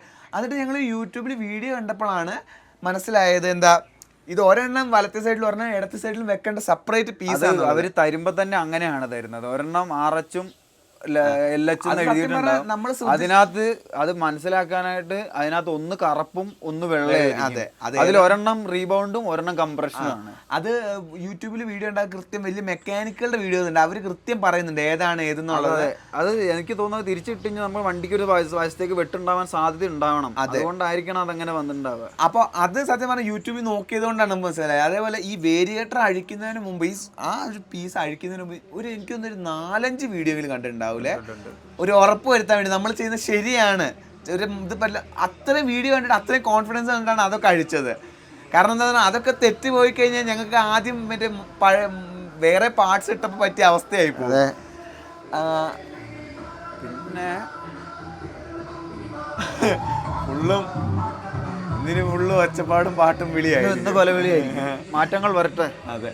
അപ്പോൾ നമ്മൾ പറഞ്ഞു വന്നത് ഇപ്പൊ നമ്മൾ നമ്മുടെ വണ്ടി ഇതാക്കിയിട്ട് പണിതിട്ട് ഇപ്പൊ നമ്മൾ ഏകദേശം ഒരു 500 കിലോമീറ്റർ ആയിട്ടുണ്ട്. അപ്പോൾ ഇപ്പോൾ ഒരു ടെസ്റ്റിംഗ് ഫേസ് ആണ് സത്യം പറഞ്ഞത്. ഇത് മൊത്തം ഇതാക്കിയിട്ട്, കാരണം ഇത് നമ്മൾ പലതും ടോർക്ക് സ്പെക്ക് ചെയ്തിട്ടില്ല സത്യസന്ധമായിട്ട് പറയാമല്ലോ. നമ്മൾ നമ്മുടെ രൂഹത്തിൽ എത്ര ടൈറ്റ് ആകുമോ അത്രയും ടൈറ്റ് ആക്കി വെച്ചിരിക്കുകയാണ് ചെയ്തിട്ടുള്ളത്. അപ്പോൾ അതുകൊണ്ട് തന്നെ ഈ വണ്ടി മെക്കാനിക്കൽ ഇത് ഓടുന്ന വേറെ വൈബ്രേഷൻ വരുന്ന സാധനമാണ്. അപ്പോൾ ഇതിലൊക്കെ ലൂസ് ആവാനുള്ള സാധ്യതകളൊക്കെ ഉണ്ട്.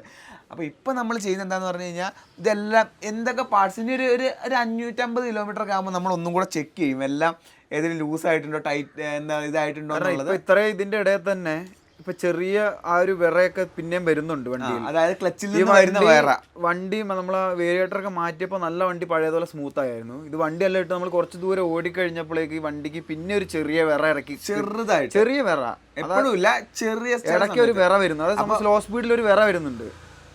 അതിപ്പോൾ എന്താണെന്ന് അറിയില്ല, ഇതിപ്പോൾ നമ്മൾ ഇതേപോലെ ഇതിൻ്റെ ആണോ എന്നറിയില്ല. അപ്പോൾ ഞാൻ ചിന്തിക്കുന്ന ഒരു 1000 കിലോമീറ്ററൊക്കെ ആയി കഴിയുമ്പോൾ അതൊക്കെ ഒരു 1000 ഒക്കെ ആയിട്ട് വണ്ടി ഒന്ന് സിറ്റിംഗ് ആയി കഴിയുമ്പോൾ 1000-ലാക്കാന്നാണോ? എന്നിട്ട് ഈ സാധനങ്ങളെല്ലാം ഒന്നുകൂടെ നമുക്കൊരു ടോർക്ക് റേഞ്ച് അത്യാവശ്യമാണ്. കാരണം ഈ സാധനം എന്നൊക്കെ നമ്മൾ ഏകദേശം ധാരണയിലാണ് ചെയ്തു വെച്ചിരിക്കുന്നത്. എനിക്ക് തോന്നുന്നത് ചിലപ്പോൾ നട്ട് പതുക്കെ ലൂസായി, ഒരു പൊടിക്ക് ലൂസായാലും ചിലപ്പോൾ ആ വിറ വരാൻ സാധ്യത. കാരണം അത് ചെറുതായിട്ട് അതിനൊരു പ്ലേ വന്നാൽ തന്നെ അതിനകത്ത് എന്താ പറയുക ഈ വിറ വരുന്നത്. അപ്പോൾ അതാണോന്ന് അറിയില്ല. അപ്പോൾ നമ്മളിട്ട ഇപ്പോൾ മെയിനായിട്ട് എന്താ പറയുക ആക്സിലിൻ്റെ നട്ട്, പിന്നെ നമ്മുടെ ഇതിൻ്റെ അതായത് ഹാങ്ങർ ബെഡിന്റെ നട്ട്, അതൊക്കെയാണ് ഹെവി ആയിട്ടുള്ള നമ്മൾ ടോർക്ക് ചെയ്യേണ്ട സാധനങ്ങൾ. അതൊക്കെ എന്താ പറയുക നമ്മൾ പരമാവധി ചെയ്ത് വെച്ചു എന്നല്ലാണ്ട് നമ്മളെ കൊണ്ട് പറ്റുന്ന ഇതില് അതേ ചെയ്തിട്ടുള്ളൂ. അപ്പൊ അതിന് ടോർക്ക് റേഞ്ച് വാങ്ങിയിട്ട് അത് ചെയ്യണം ഇനി ഭാവി. പിന്നെ പണ്ട് മറ്റേ ഹിമാലയനിലെ സ്പാർക്ക് പ്ലഗ് ഇട്ടതിന്റെ ഒരു അനുഭവം കൂടി ഉള്ളത് കൊണ്ട് സത്യമായിട്ട് പറയാലോ ഇത് ഓവർ ചെയ്യാൻ ഭയങ്കര പേടിയാ.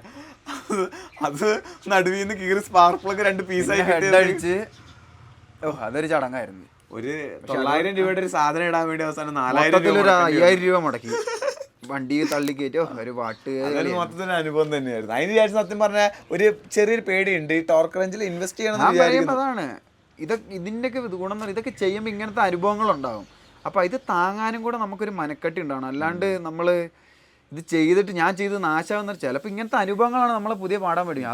അതൊന്നും എനിക്ക് മനസ്സിലായാലും സ്പാർക്ക് പ്ലഗ് ഒരിക്കലും റെഞ്ച് വെച്ച് ടൈറ്റ് ചെയ്യരുത്. ഇത് ടൈറ്റ് ആക്കിയിട്ട് ഹാൻഡ് ടൈറ്റ് ചെയ്തിട്ട് ഒരു 2 തിരി തിരിച്ചാൽ മതി. റെഞ്ച് ഇട്ടിട്ട് 2 തിരി തിരിച്ചാൽ സാധനം അവിടെ നിന്നോളും. അതായത് വലിയ തിരിയല്ല, ചെറിയ വിരലും കൊണ്ട് ഇങ്ങനെ പതിയെ 2 തിരി തിരിച്ചാൽ മതി. അതായത് അതിൻ്റെ ഇതെന്ന് പറഞ്ഞാൽ എനിക്ക് മനസ്സിലായെന്ന് പറഞ്ഞു കഴിഞ്ഞാൽ ഈ സ്പാർക്ക് പ്ലഗിൻ്റെ ആ സാധനത്തിൻ്റെ ത്രെഡിൻ്റെ എണ്ണം കൂടുതലാണ്. നമ്മൾ ഈ സാധാരണ ഇപ്പോൾ ഈ ഒരു ബോൾട്ട് തിരിക്കുമ്പോൾ ഒരു 3-4 തിരിയായിരിക്കും ഇതിൻ്റെ ഉള്ളിലോട്ട് നട്ടിരിക്കുന്നത്. ഇതെന്ന് പറഞ്ഞാൽ 10-15 തിരി ഇരിക്കുമ്പോൾ ഇത് നമ്മൾ ആ കണ്ടമാനം ടൈറ്റ് ചെയ്യുമ്പോൾ ഇതിന് ബലം കൂടുകയാണ്. അങ്ങനെ അനുഭവത്തിലൂടെയാണ് ഓരോന്ന് പഠിക്കുന്നത്. അതെ. അപ്പോൾ ഇതൊക്കെ തന്നെയുള്ളൂ നമ്മുടെ ആക്റ്റീവയുടെ 5 മാസം നീണ്ടു നിന്ന കൂട്ടയജ്ഞത്തിന്. റീസ്റ്റോറേഷൻ എന്ന് പറയുന്നതാണോ കുറച്ചുകൂടെ നല്ലത്, അല്ലെങ്കിൽ റീബിൽഡ് എന്ന് പറയുന്നതാണോ? രണ്ടും കണക്കാണ്. ഇത് രണ്ടും അല്ല ചെയ്തത്, നമ്മളൊന്ന് മോഡിഫൈ ചെയ്തത്. അന്ന് ചെറിയ രീതിയിൽ 1-2 ചെറിയ മോഡിഫിക്കേഷനും റീസ്റ്റോർ ചെയ്യാന്നുള്ള അവസ്ഥയിലായിരുന്നില്ല. അതെ, പാട്ടിന്റെ എണ്ണം കൂടിക്കൊണ്ടേ ഇരിക്കുകയാണ്. എന്തിലാവട്ടെ, ഇനിയിപ്പോ നമുക്ക് ഇനിയൊരു വലിയ പ്രൊജക്റ്റ് ഇതേപോലെ ഒന്നും ഇല്ല നമുക്ക് ചെയ്യാനായിട്ട്. കാരണം നമ്മൾ ആകെ ഉണ്ടായിരുന്ന 2 വലിയ പ്രൊജക്റ്റ് എന്ന് പറഞ്ഞാൽ ഒന്ന് എസ്റ്റീമും ഒന്ന് ആക്റ്റീവ് ആയിരുന്നു. രണ്ടും നമ്മൾ ഈ കൊല്ലം കൊണ്ട് തന്നെ രണ്ടും ചെയ്ത് പൂർത്തിയാക്കിയിട്ടുണ്ട്. പക്ഷെ മൊത്തത്തിലായി എന്ന് പറയാനില്ല, ഇനിയും ചെയ്യാൻ ബാക്കിയുണ്ട് കുറച്ച് കാര്യങ്ങൾ. പക്ഷെ അത് വലിയ ആവശ്യമുള്ള കാര്യങ്ങളൊന്നും അല്ല. അപ്പോൾ ഇതൊക്കെ തന്നെ. വേറെ എന്തെങ്കിലും പ്രത്യേകിച്ചൊന്നുമില്ല. ഇങ്ങനെ അവസരം കിട്ടുമ്പോൾ സാഹചര്യം ഉണ്ടെങ്കിൽ സാഹചര്യം അനുവദിക്കുകയാണെങ്കിൽ ഇതൊക്കെ ചെയ്തു നോക്കുക. പുതിയ കാര്യങ്ങൾ പഠിക്കുക. അതെ, പുതിയൊരു അനുഭവമാവും. പിന്നെ ജീവിതത്തിൽ എപ്പോഴും ഒരു സ്കില്ലായിട്ട് കൂടെ ഉണ്ടാവും. അതെ, ഒരു വട്ടം എന്തെങ്കിലും പറ്റിക്കഴിഞ്ഞാൽ നമുക്ക് കണ്ടുപിടിക്കാനുള്ള ഒരു കഴിവായിരിക്കും. അപ്പോൾ സമയവും സാഹചര്യം ഉള്ളവർ ശ്രമിച്ചു നോക്കുക.